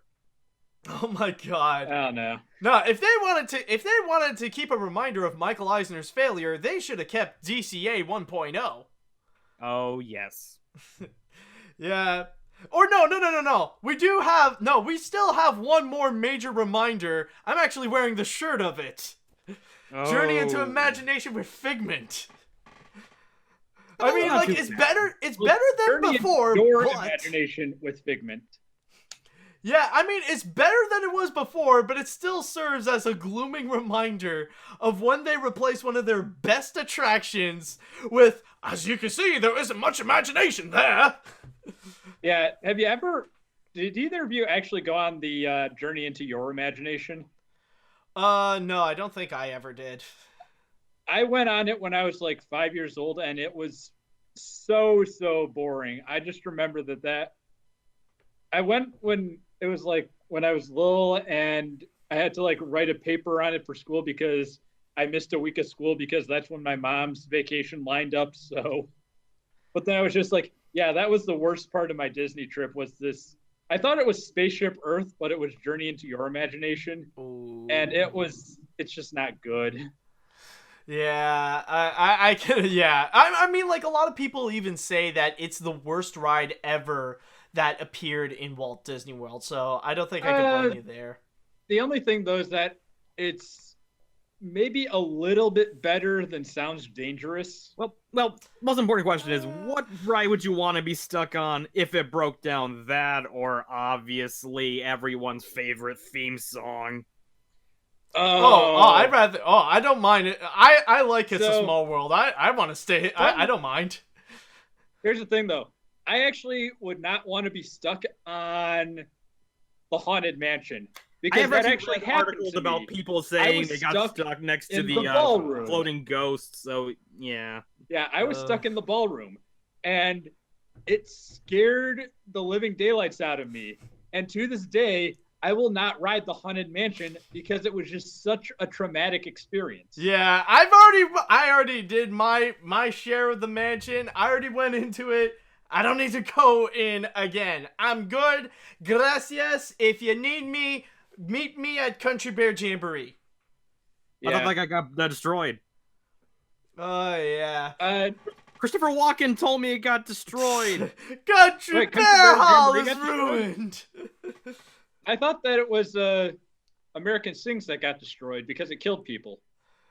No. Oh, oof. No, that one is at Tomorrowland. But anyways, I think we're going pretty sidetracked here. Shaun the Sheep Welcome to the Peanut Butter Podcast, Matt. Shaun the Sheep Movie is going to be coming out in 2019. It will come out, I think, in April or May. I think in May, I believe. So we'll just have to wait and see. But anyways, let's go. And flop. But anyways, not necessarily. I mean, Shaun the Sheep Movie, it did decent, I think, in America, right? No, didn't it like $1 million? Yeah, I think so. But anyways, let's go into the chat wall right over here, and I would like to ask you guys, what do you think of the Shaun the Sheep movie? What do you think of Farmaggedon? What do you think of the teaser trailer? Well, we already got one guy that says that looks fun, which, yeah, it definitely does. Yes. All right. Let's see. Aardman is my Aardman- favorite animation studio and the one that has inspired the most of my own animation style. And Shaun the Sheep Movie is a movie I consider the best animated movie of 2015, and one of my Oh, favorite you're Aardman also a movies. stop motion animator, dude. So I really look forward to the sequel. Oh, that's interesting. I really enjoyed the first Shaun the Sheep movie when I saw it with my grandma. But the biggest surprise to me isn't that this looks good. It's the fact that Aardman is literally making a theatrical sequel. If we play our cards right, we can actually get another Wallace and Gromit movie and add to Wallace and Gromit: Curse of the Were-Rabbit, which is definitely true. I mean, Ooh, yeah, definitely. now that Aardman is a and lot. to answer JSRL 88, we get sidetracked because that's what the Peanut Bar Here's the podcast problem, though, does. with a Wallace and Gromit sequel. No Peter Solace. Yeah, that is true. That is true. But, like, still, I mean, like, now that they are a lot more open with not just Shaun the Sheep, but they are also open with Chicken Run to make a sequel, then I'm sure there could be a good chance we will see in the future. Like, maybe they'll have to do one more special first before doing it, but we could probably see another Wallace and Gromit movie. I would definitely be open for it. Who's The gonna only be question, though, regarding a that one? Chicken Run sequel is what story would they tell? Yeah. We'll just Because have the to wait and original see. Chicken Run was a prison break movie, but I mean, they already broke out of prison, so now what? Also, I nominate Michael Caine to be the new Wallace. Fast food chain. They could probably it's like the Chicken Run crew versus some kind of KFC knockoff. I guess, but maybe. I just don't really see what they would end up doing with it. Let's see. I think this film might be charming, like a better version of Ice Age Collision Course. Also, you didn't remember Flushed Away. Well, I mean, Flushed Away, that's not stop motion. Well, That's a CGI. Flushed Away, it was like what had happened with theirs, that it was going to be a stop motion film, but then they realized that with all the water animation, it was going to be next to impossible. So they basically did the Aardman cheating way of doing CGI with the scanning the models, but then did the entire thing in CGI, I think. Mm-hmm. I think that, yeah. It's also not that memorable movie either. Yeah. Yeah, so that's the thing. It's like, but you forgot about that movie. I think everyone forgot about that movie. Yeah. There's this one guy where he's just like, his video title was, where he reviewed and analyzed Flushed Away, was just, oh yeah, Flushed Away was a thing. Yeah. It killed the dreamer relationship. Yeah, Yeah. I think that's the name of his series. Like, I think I know the YouTuber you're talking about. That's like the name of his series. Like, he does that all the time with his movies. It's like, oh yeah, Open Season was a thing. Oh yeah, Corpse Bride is a thing. Oh yeah, Dinosaurs is a thing. Like, I've he seen does all those. those movies in theaters. Oh wow. Let's see. As someone who loved the first Shaun the Sheep movie with the excellent dialogue comedy, I'm excited. I just hope Lionsgate gives it a better marketing feature for its North American release, unlike the first movie. I wouldn't count on it. Yeah. Yeah, Cosmodor. we'll see. Yeah, there we go. It's a Cosmodor. Anyways, I think we're pretty much good with Shaun the Sheep movie, and now we're gonna go into one more teaser trailer that we got right over here. But it's not going to be one that a lot of people seem to be pretty enthusiastic about. What we are talking about, some people might be thinking, oh, this is going to be the Lego Movie 2. No, this is actually the knockoff of the Legos. Let's go ahead and check out Playmobil, the movie. Here he comes, here he comes, here he comes, here he comes, here he comes, here he comes. Man, I thought the Lego Movie 2 was going to be good. Oh, no, wait, no, this isn't Lego Movie 2. Oh, what was I I thinking? thought they go to space or something. I'm ripped off. Yeah, where's Yeah. Emmett? Why is Here's Emmett a the girl? weird thing about it. I mean, did you guys have at all play with Playmobil when you were kids? Not Honestly, really. yes, I actually have. So yeah, I mean, just seeing that little aspect of my childhood come back, I'm very intrigued by this. Is that more nostalgia though, or quality? Yeah. Yeah, I'm definitely saying that it's definitely gonna be, that part is nostalgia driven, and it definitely does. I am getting a whole lot of Lego Movie vibes, especially like the whole kids go into the world and they have their own little conduits and whatnot. Exactly. I think vibe is underselling it. It's an overtone. Yeah. Though it's still just like, just because it's a ripoff doesn't mean that it's not going to be good.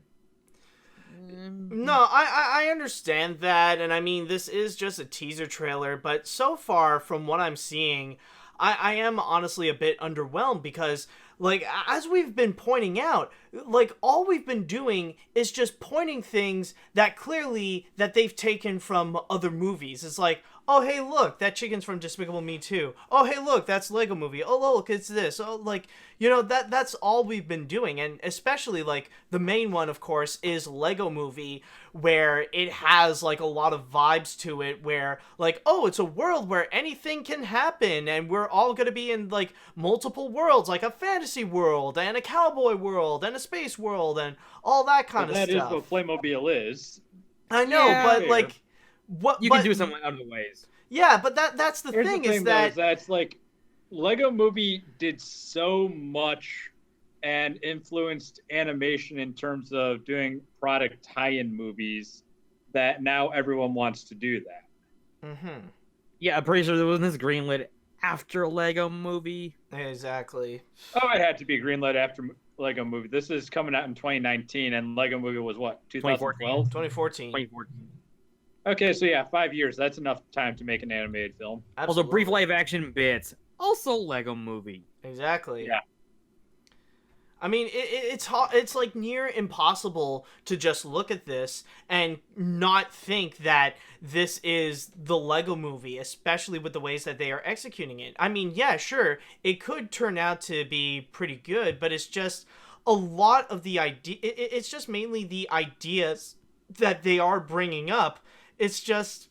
the problem is that we've seen it before. We've seen a lot of these gags. We've seen a lot of these concepts done in previous feature films. And that's where I feel like it fails to go and create a good first impression. And especially the fact that it is coming from it's going to be released in 2019. That's another element that really is going to screw them over, because they're pretty much going to be releasing it a few months after the Lego Movie 2 comes out.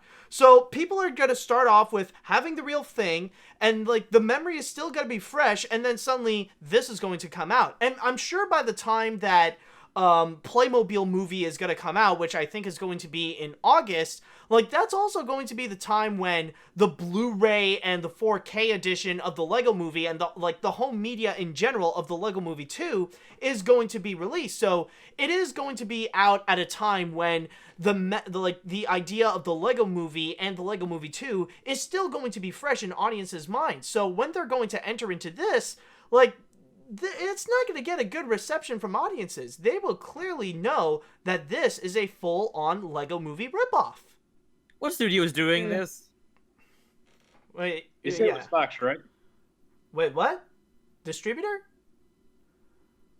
Well, no, like the animation company or whatever. No, doing the animation. Yeah, the animation actually is done by On Animation. This is the same people that actually did the CGI for movies such as The Little Prince, and also they did a movie called Mune. So that's the thing with this one. I almost assumed it would have been The Asylum.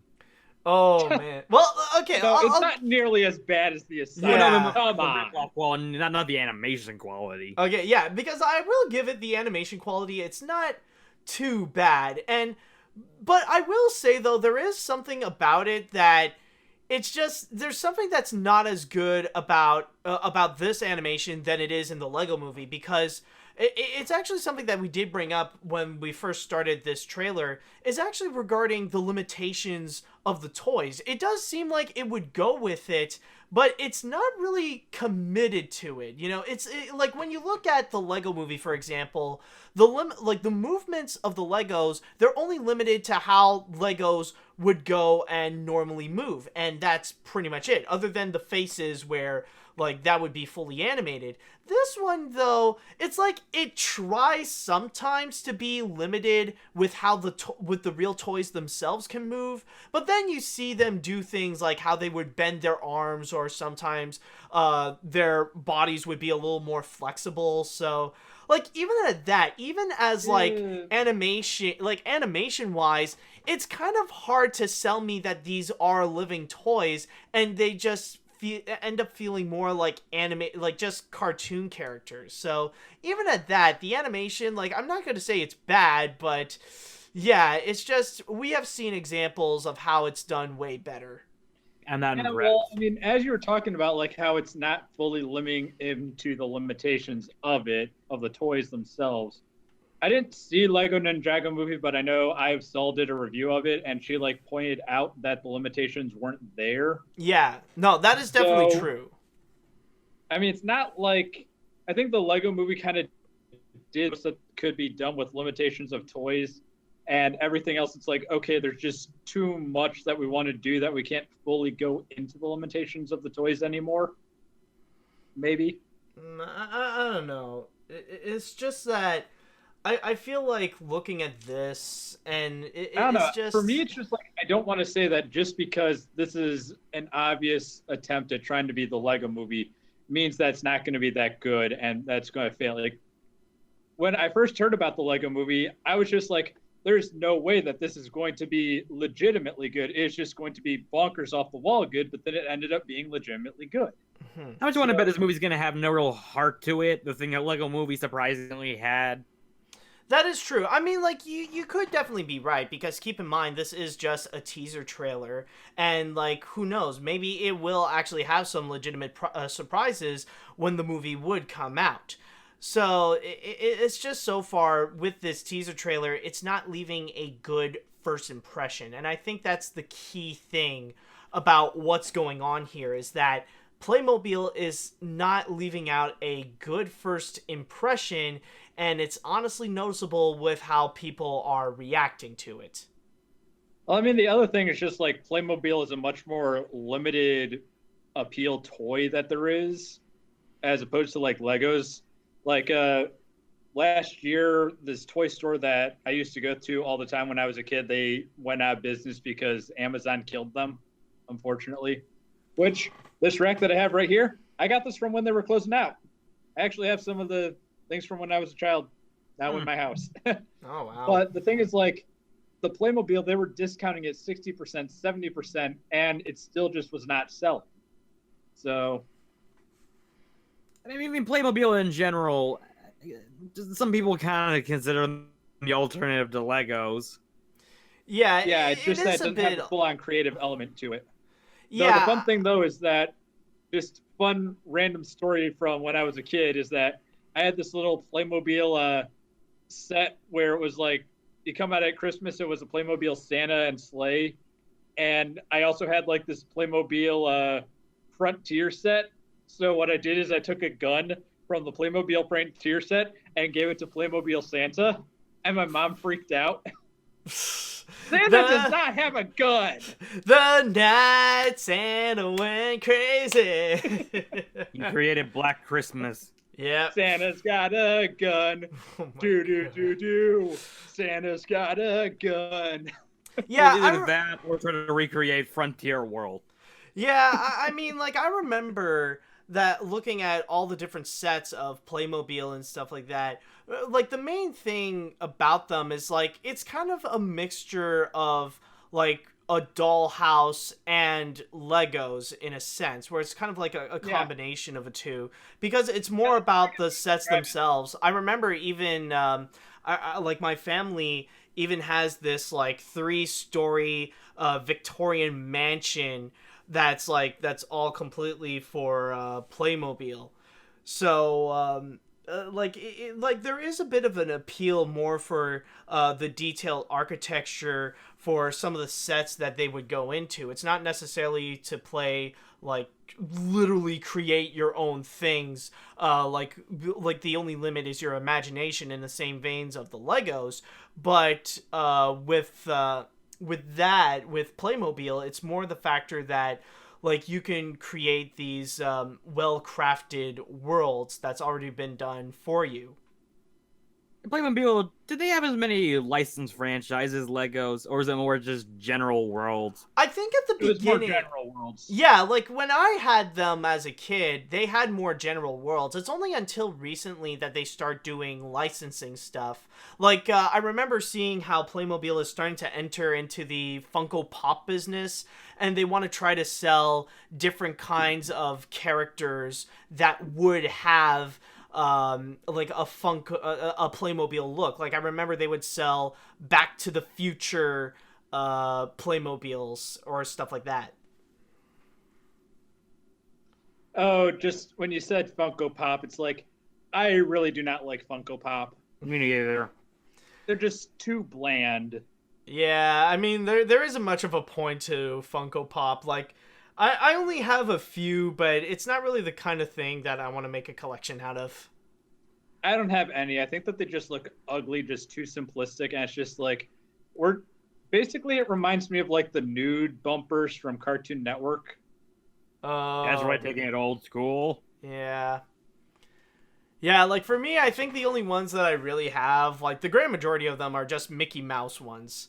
Like I'm not going to collect like literally all the 90th anniversary Mickey Mouse ones, but like the main ones that I have, like I got an Epic Mickey one, I got a Kingdom Hearts one, I got Steamboat Willie, I got Sorcerer's Apprentice, and I think, did I get another one? I think I got the band concert one as well. It's like, yeah, I'm not gonna do a Funko Pop. If I want an actual figure, I'll just get a NECA figure or something. I'd get something that actually looks like the character, with the character proportions, not something that looks like a black person that someone colored in to make it look like the character. Second here. Yeah. Yeah, I didn't get the I didn't get a Funko Pop version of BioShock Infinite. I just got the real thing. Yeah, okay, I see.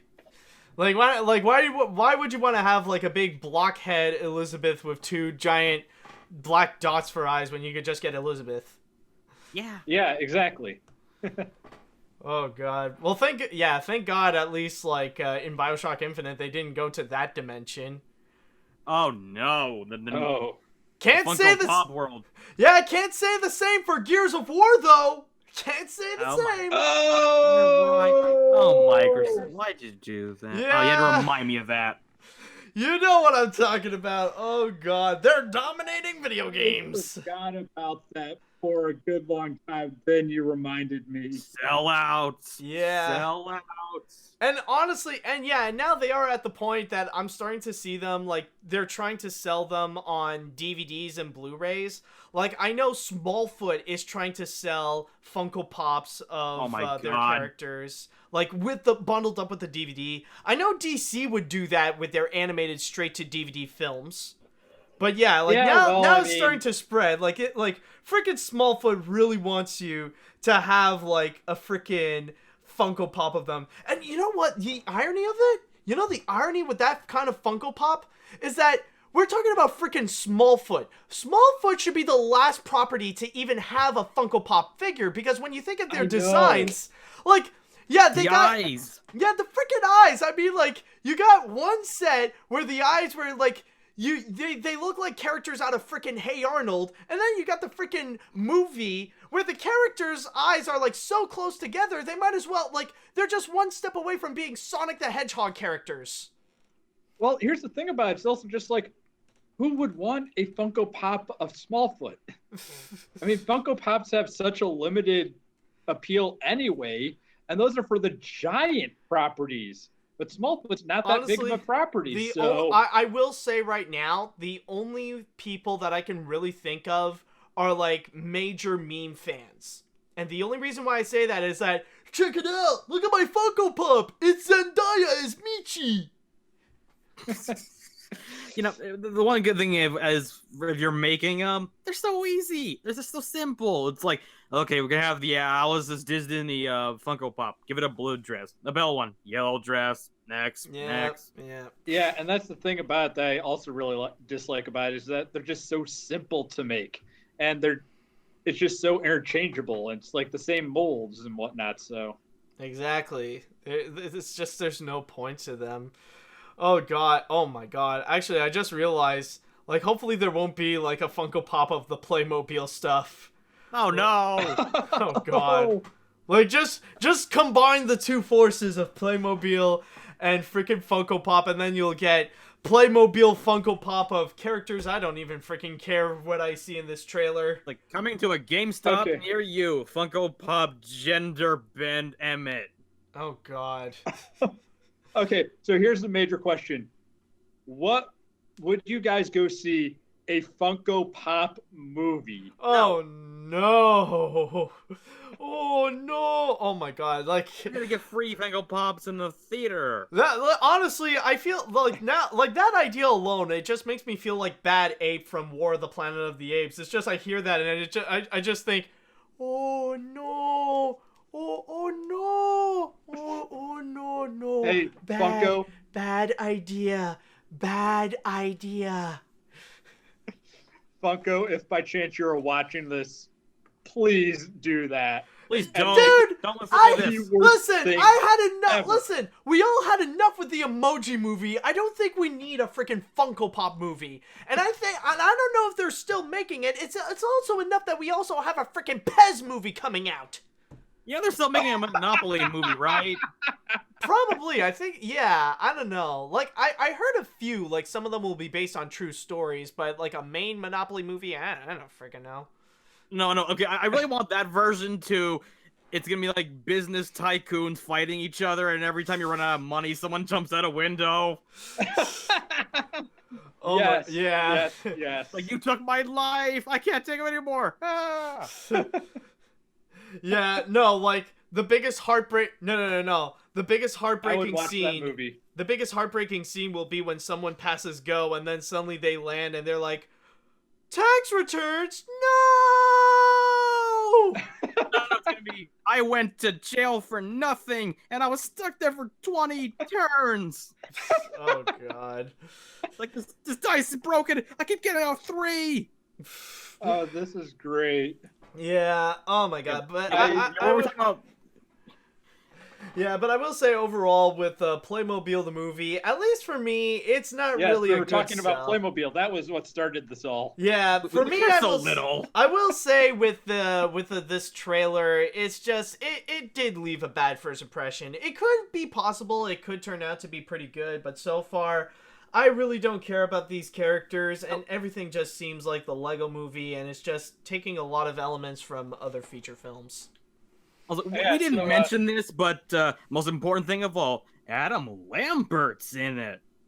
Adam Lambert? Oh, He's yeah! the villain. Oh, yeah! They want to try to make him an actor. Oh, that's true. All right, so everyone, if you enjoyed what you just heard, that's the sort of thing that you can expect on the Peanut Butter Podcast. Yeah, okay. But with all that said, now I want to go into the chat wall, and I want to ask, what do you guys think of this trailer of Playmobil the movie? Are you guys actually interested to see how this film is going to pan out? Do you want to check out Playmobil the movie? Do you think it's a Lego movie ripoff? Are you not excited for it? Let me know what you think. All right, so Alberto, Everything's a I think there knockoff. actually is going to be a Everything's just Candyland trying movie. to cash on the best. You think you're gonna blast off? all right. Well, you surely just guessed. Let's see. Now, this movie looks bad. It is just a ripoff of the Lego movie, and it doesn't even look like they put in any effort in the animation. It looks like the Lego movie, but even less interesting. This movie also looks like it will flop because it is being released at the same time as the Angry Birds movie 2. Even if Really? pretty much. I know that the release dates are actually close. Even if that movie sucks, it will have a really good animation that we've seen before, but that movie will have a different location, while this movie will just be set in a world that is like tea. Okay. That is interesting. Through this trailer, I will say that the animation is good, and I could clearly see director Lino Di Salvo's dedication into making the best with a rather stagnant concept. I will give this the benefit that I hope it'll succeed in delivering something more than just a Lego movie wannabe. Okay. PPG Caitlin, I'm more interested in the Sonic movie. I think all of us are probably more interested in the Sonic Correct me movie. if I'm wrong. Didn't Lino Salvo work on Frozen a lot? Yeah. Because Lino Di Salvo, I think he was before this, he was like a supervising animator on Frozen, either a head of animator or a supervising animator on Frozen, and then he would move on to work on this movie. Boy, that's a downgrade. Yeah, a little bit. Let's see. Consider. Oh yeah, he is the head of animation. Okay. It's his first directing movie too. Yeah. Like, poor guy. The trailer looks like it tried to be the Lego movie, but it's not. I feel like this movie is going to suck more than Ugly Dolls. Oh boy. Oh, I don't know why I go that far. I don't know. It's just I don't know. But that would be an interesting debate on which one would be worse, like Ugly Dolls or Playmobil. I guess. Well, that, Ugly Well, when Dolls you did bring up like how the trailer right. looks like it's trying to be another movie, it's kind of like how Suicide Squad maybe tried to be like Guardians of the Galaxy. I'm not saying it's the same level of movie quality, but that's kind of what happened. It could be very different. yeah, that is true. You do bring up a good point on that. But really, though, is this movie gonna have a song so we can just go full Lego movie? Of course, dude. You just mentioned that Adam Lambert is gonna be in this movie. Of course, they're gonna try to... as in like really rip off. It's like everything is blocky, everything is cool when you know Everything... got a friend. All these things are pleasant. All these things are quaint if you're part of this group. All these things are pleasant. It's bland, but it's good. It is pretty decent here. Yeah, okay, but it does seem like a lot of people have pretty low expectations for Playmobil the movie. I don't know, I could actually, honestly, out of all the movies that we have talked about, for me, I'm actually more enthusiastic about Shaun the Sheep Movie because that is the one that will most likely turn out to be a pretty good film. Yes. The next one is going to be Sonic because that could turn out to... Maybe it might not turn out to be good, but it could turn out to be pretty crazy. Here's the thing. Entertaining. The movie theater experience is what's going to make that movie. Yeah, definitely. Absolutely. What I was saying is that I want to see the Sonic movie as just a look into the culture of the people that actually want to see this sort of a movie and like what kind of people are going to actually see it. Yeah, that is for true. The Sonic movie, so okay, I don't know about you, but yeah, no, I don't know if I want to see that. Yeah, okay.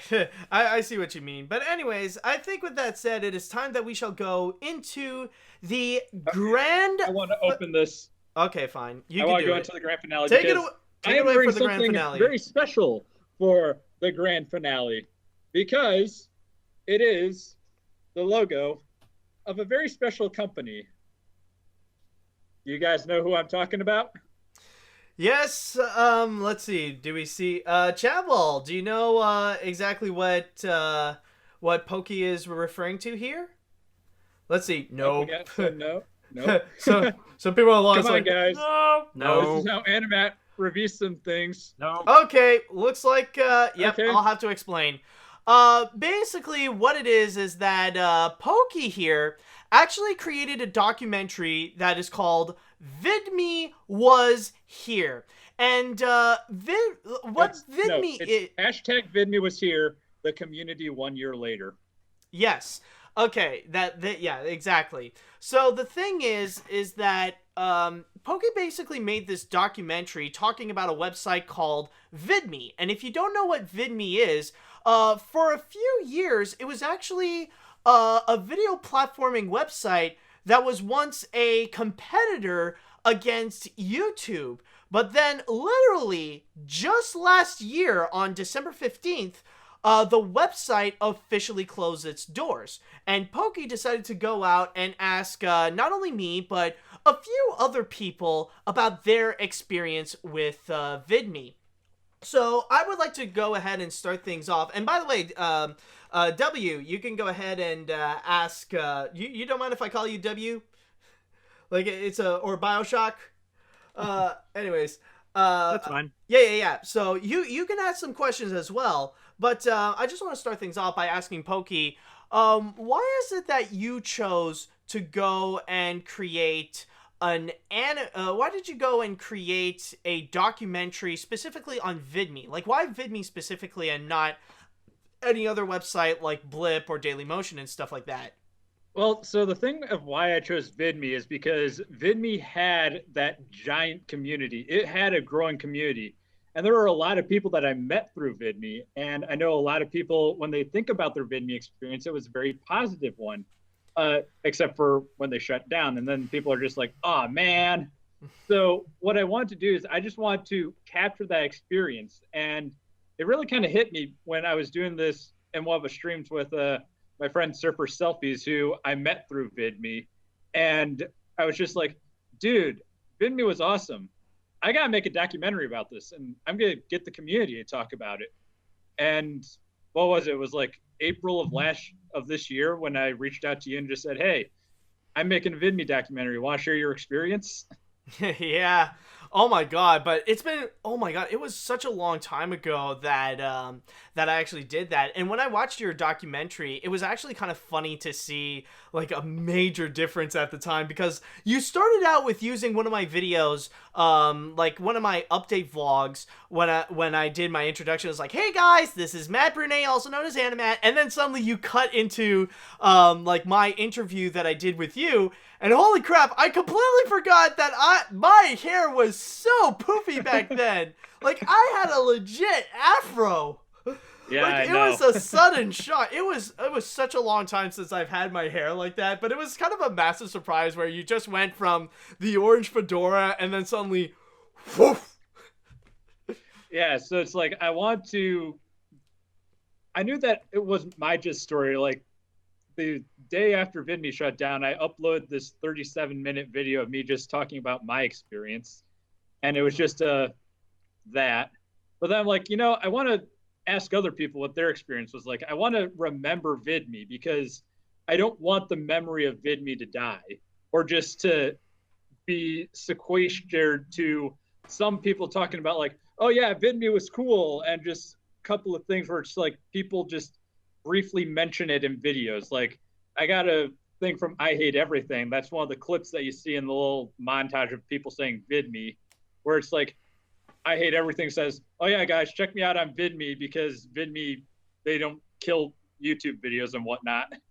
But then it's a dead link. And I want people to remember what Vidme was, because when you have it where you go back to talk about these old sites, like if I were to mention Pokemopolis, people might just think about the cartoon. They won't remember the website that was Pokemopolis.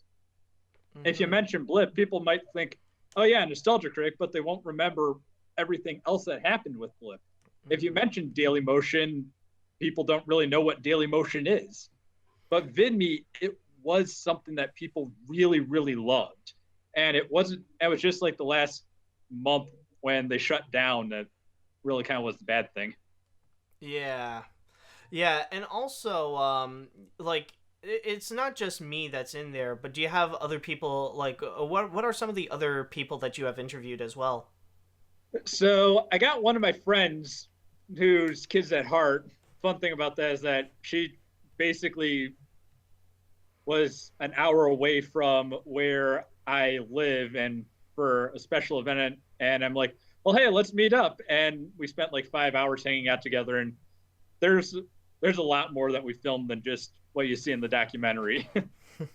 But yeah, so you see them, and she just did like these little skit videos. I also got St. Clinton, who does not entirely sure exactly what he does, but you also see Axel Afriku, who all his videos always made it to the front page of Vidme, because he just did basically meme videos that they themselves were memes that the Vidme community just liked and had fun with. Can I just point out that, oh my god, when you introduced him, like, I was just so confused, because like when you were doing your little bit, I was like so lost when you went down and then you put like a blank sheet of paper in front of your face and you were talking in a weird accent. I was like, I honestly, like, I was just looking at this going like, dude, what are you even doing? And then suddenly you cut to him and I was like, oh god, it's a segue. That's what you're doing. Oh my god, it makes too much sense. What is this? Yeah, so the thing with like Axel Afriku is that he was basically a Vidme inside joke, if you will. I know, Axel, if you end up watching this, I'm not saying that you're a joke. I'm just saying that you were like an inside joke, that anyone that doesn't know what you are doesn't understand what you make. I never heard of him, and I was fascinated by him. Oh yeah, he's Oh a my really God, fun yeah. individual. Yeah, oh my chat with God. him every now and then. It's pretty fun. I can even say that that's probably the interview that really did stood out the most, especially like when he presents his wild not attitude, but more like his wild personality. Even when he's doing the interview, it's like, I can do anything on Vidme. I can do whatever I want and I'll be trending. I can put the later and I can still be trending. Oh yeah. And you saw how he had like the tree in the hole. That was an entire joke where he's like, I'm sticking a tree up my hole. Oh my God, it's just... Yeah, that definitely is a standout one. Yeah. And the thing is, like, if you go to the initial tweet that I did where I tweeted out the documentary, I linked everyone that was part of it. And there's quite a fun chain going on with everyone just memeing. And it's also like fun thing is that I got a couple of people that came out of retirement in order to be a part of this. I got the Old Sparrow that came out of retirement and DOS Gaming that came out of retirement. Oh, and the fun thing about this is that with DOS Gaming, he told me that he's almost inspired to make videos again from doing this because he just enjoyed it so much. Cool. So, yeah, that's nice. Do you have any questions, Bio? Oh, me myself. Oh yeah. Exactly. How long did it take for you to actually do this project?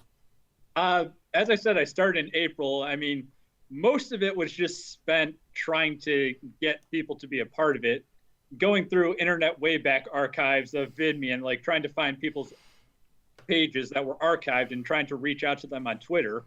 So that was really fun. That I think I spent, what was it? April, May, June, July, August, September, October, about 7 months doing that. And then about a month editing everything together and figuring out where I'm going to put everything and writing what I'm going to do, because that was the weirdest thing about it, because I've done videos like that before, but I've never done like a documentary where I had people give me stuff and then I have to craft around it.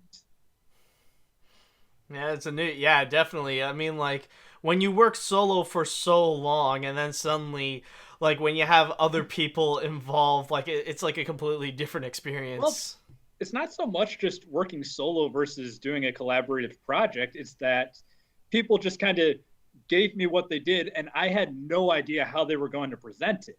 And it's like, okay, how am I going to segue? I mean, I knew Axel was going to give me something crazy like he does, and I knew that Kids at Heart was going to give me the thing that we filmed, but I didn't really know how you were going to present, because everyone else, they just kind of made a video and then just asked themselves the questions, but you just straight up answered the questions. So I'm like, okay, I guess I gotta ask the questions. Yeah, sort of an interview like sort of thing. Yeah, sorry, I put a little wrench in your wheel there.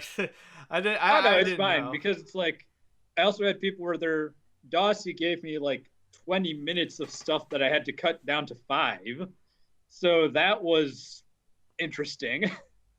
Well, I'm definitely sure. The most important question of all: when is the sequel?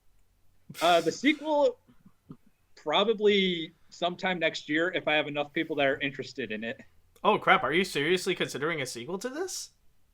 Yeah, I mean, so what I really enjoyed about it is that I loved how people just came to me and told me their stories, and just everyone that I worked with, they said, this was so much fun. I'm so glad I did this. And I've already got a couple people saying that they would want to do this, that they would want to be a part of it, but they just weren't able to at the time, or they just didn't know I was doing it. So I'm like, if people actually want to do it again, I'll do it again. Sure. Oh, interesting. Now, one thing I would like to know, actually, is regarding about some of the people who have been interviewed. And one thing that I do find that is actually very interesting, because when I did the interview, I mentioned that the way that I use Vidme is more like something on the side. It was more like I use it as a backup website in case anything would happen to my YouTube channel. At least I'll have Vidme where it could also host my videos. But what I find interesting is that there are some people who were seriously dedicated for Vidme to be their main platform, to keep it as their main hub for their videos. And some of them feel completely betrayed during the end period of Vidme or when it shut down. So I am curious to know about how is it that there are some people out there that are that were so dedicated to Vidme. Yeah. So, I mean, personally, I understand it because 9 years ago, I bet on Dailymotion. I bet on YouTube failing and Dailymotion taking big. And 9 years later, I still haven't quit on YouTube failing. So, yeah, that's part of the thing about it is that there's a lot of people that saw Vidme getting really big and then they lost a whole bunch of their content because Vidme shut down. And that's one of the things about it is that a lot of people, their audience was exclusively on Vidme. As I mentioned, Doss, his audience was that on Vidme. He was one of the top users on Vidme. But then if you look at his YouTube channel, he doesn't really have anything there. So what I want to do is that I want to gather people who were either like Vidme exclusive or really big on Vidme or just honestly just want to tell their Vidme story. And it was primarily the people that were really into Vidme that want to tell their story. I reached out to some other people that did just, I used it primarily as a backup, so I really don't feel like contributing. And that was just it. They're like, yeah, I just use it for a backup. I don't really have any story to tell, so I won't want to bore your viewers with that. Like I reached out to Fiction Addiction. I reached out to Ami Yamato. I reached out to I Am Patty Jack. I reached out to a couple other people that some of them just didn't respond, but others, they were just like, yeah, there wasn't really that much that I wanted to say about it. So that's kind of the thing. And that's why most of the people that you see in the documentary were people that were very big and had a real Vidme story to tell. Okay, that is definitely interesting, and I do have one more big question that I would like. I would ask not only for you, but Bio, you can also answer this one as well. And I think this is pretty much the big thing to emphasize about Vidme, and I want to know, and not just Vidme, but for all other like websites that would compete against YouTube. I would like to know, why do you think websites like Blip or Vidme or any of those, why do you think they fail? Why do we keep on seeing YouTube competitors fail and like not even last like a few years? Okay, so we kind of talked about this on the Peanut Butter podcast. The main reason that you see it that Blip failed is because they were bought out by Maker, which is owned by Disney. The reason Vessel failed is because they were bought out by Verizon. The reason that Atom Films failed is because they were bought out by Viacom. The reason that all these big companies fail is because they were bought out by these big tech giants that are just like, oh, hey, we want to have our own video platform, but then they completely mismanage it and then they just kill it. The reason Vidme failed is kind of for the same reason. They just didn't have the giant corporate overlord that people were too happy over. In most of these cases, I'm going to call it the Always Sunny effect. The big studio buys these small studios to try to compete with YouTube, and then they quickly realize, I don't know how to do this. Kill it. Yeah, and that's really the thing about it. Like, Atom Films, if you go back to like 2003, 2004, back when Atom's Films was a thing, it was very interesting. You had Aardman that was making stuff for it because they had deals with them. You had people that were making short films for them, and it was being very popular. It was basically YouTube before YouTube. And then Viacom saw them and were just like, hey, that's pretty awesome. We want to get in on this. And they bought up all the Shockwave domain names. They got Shockwave and Atom's Films. And then they were just like, well, these short films, we don't really like them that much, so we're just going to make it focus on comedy, everyone. And then that lasted for a good number of years, and then they decided to close it down and rebrand it CC Studios. And you got Blip, where it was like, okay, it was doing very, very well, and it made for really, really great video embeds. But then it was like Disney Maker Studios bought it up, and then that's how they kind of lost their copyright freedom, if you will, because now you have a giant company that you can sue with deep pockets. Mm-hmm.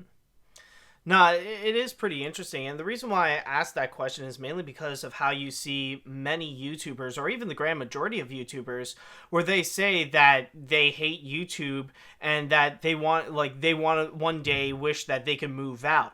Like, they always say that they want to leave YouTube for a better video platforming site that will care about the creators and stuff like that, but they have no choice but to stay there. And every time that we do see competitors like Blip or Vidme come in, they end up not even lasting long, and they would just shut down, and people are just back to square one by hosting their stuff on YouTube.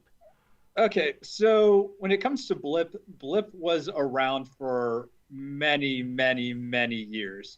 To say that it only lasted a few years is a bit dishonest. Well, okay, it's just that what happened is that there was a lot of mismanaging with the whole maker thing, and then like not allowing people to just upload content, having too strict rules in terms of what qualifies, and then the Blipocalypse, and then it's just like, okay, it was just so poorly mismanaged that's what happened.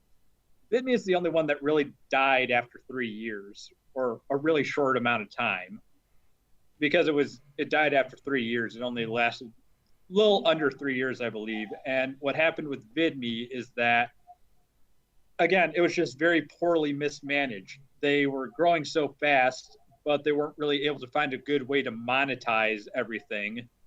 And they weren't looking into the different alt tech ways of doing decentralized video sharing like BitChute and DTube do. Mm-hmm. All right, and the reason that you have a whole bunch of YouTubers that don't go on to Vidme and alternative sites is that, you know, some people like Review Tech USA will say like, oh, well, I wasn't getting the kind of views that I got on YouTube, so I didn't really try with Vidme. And the thing is like, no, really, guys, the thing is that the real honest answer is that Vidme didn't pay you. That's the big thing about it, is that if one of these websites can actually take off and actually put a real competitive to YouTube, is that they need to be able to pay their users. And that's the entire reason why YouTube became so big, because back in the day, you had Dailymotion, Metacafe, Google Video, VO, Vidme, not Vidme, sorry. But you had so many different video platforms that people could upload to, but then YouTube took off because they had the partnership program, and then everyone wanted to be a YouTube partner. So like, a lot of it is the problem money. with Vidme is that, yeah, it had tipping, but tipping was not reliable. Yeah, they had to have someone that was saying, okay, I'm going to give you money. They also had like sort of their own little Patreon sort of deal with subscriptions, which if you go back and watch some of my old podcasts, in my end card, I'll say like, if you're on Vidme, subscribing is always going to be free because I have a Patreon for that sort of thing. Mm-hmm. But yeah, you also had a bunch of people that's like, okay, I'm not going to turn on subscriptions. People go on the internet expecting content to be free, which I can understand with that, because for the most part, that's what content on the internet is. It's ad supported, as it is on YouTube. And Vidme, they tried for a little bit with ads, but they only had a couple of ad partners, and the money dried up really, really quickly. Yeah, I see. And the real problem with Vidme is that, again, it was poorly mismanaged, and they weren't able to really manage the money that they had. If you go into like some of the contents of people talking about like Vidme shutting down, and you got like Dave Cullen of Computing Forever, he mentioned that Vidme, they didn't really give themselves an option to like try to sustain themselves. They didn't do like a crowdfunding to get people to support themselves and make it so that they'd be able to buy server space and whatnot. Like if you go on BitChute, one thing that you can do is they have this little ticker of saying, okay, this is how much money we need in order to get funded. I think right now they're currently 56% of the way there. And I know whenever I get the chance, I go on there and mine their cryptocurrency, because that's the way that I can do it, where I just use up some time and electricity without actually like just straight up giving them money. So you hodl. I what? Hodl, yeah, the crypto term. I guess so. That could be the case. I feel like an awful nerd even saying that. I mean, we're all nerds so yeah, at least here. that's my theory as to why like Vidme and the other sites shut down. And like in the thing where it's like Vidme, there's this thing where Keemstar, the part where I have it where Keemstar says Vidme, that was taken from a video that like was uploaded to his Instagram where he's just like, I'm not going on to Vidme because Vidme doesn't pay me. If I'm having trouble with YouTube, that's like saying I'm playing at Madison Square Gardens and I have a little bit of a dispute with the payments. So as a protest, I'm going to go play at a kid's birthday party. No, that's stupid. Oh boy. But anyways, I think that could be all good. I think that pretty much wraps things up for this episode. So I just want to say to Pokey Bio, thank you so much for coming for today's episode. It definitely was a blast. And my pleasure. And I want to ask for each of you, if anybody wants to go and follow you and find you, do you know where people can go and search you out? Yeah, so the best place to find me would be go onto my Twitter page because that's where you can find all of my stuff. And I know a lot of you probably don't want to join Dailymotion, BitChute, and might not even be able to get into DTube. It's a bit of an exclusive club. So yeah, it might be a little hard for you to find me and be sustainable that way. So yeah, follow me on Twitter. That's where I post all of my stuff. And that's where you can find the link to watch the Vidme documentary itself, which I got to change the pin because right now the pinned tweet I have is my trailer for the documentary. I got to actually pin the documentary. Yeah. And I just want to clarify a couple of things. Like last time people were just wondering, who is Pokematic? What is this guy? I've never seen him before. So yeah, I'm a internet content creator that's been around for 9.5 years. Summer of next year will be my 10-year anniversary. I've got to think of something big I want to do for that. And I started on YouTube. I just was dual uploading to Dailymotion. I got a little bit more views on Dailymotion. So I bet on Dailymotion and I bet against YouTube. And it's not been that great of a choice, but if I didn't, I probably wouldn't have made my Vidme documentary. And the way that AniMat knows me is that I'm one of AniMat's patrons. If you watch his credits, you'll see Pokematic as one of the credits. Yeah. So, Bio, what about you?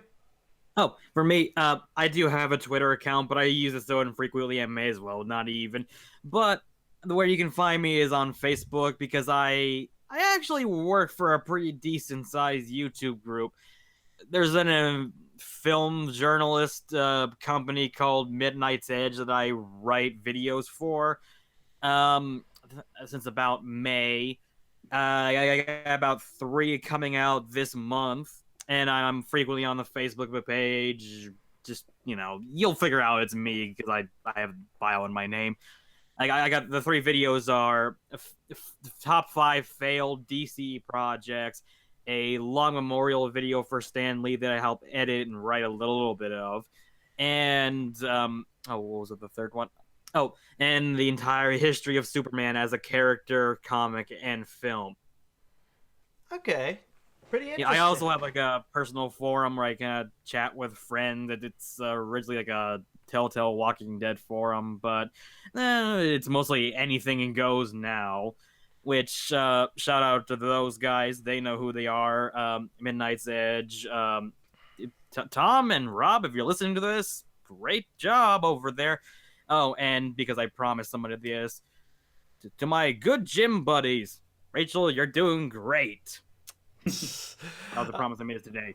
All right. You can also find BioShock on Peanut Butter Podcast. And that too, of course. Oh, there is that as well. Yeah.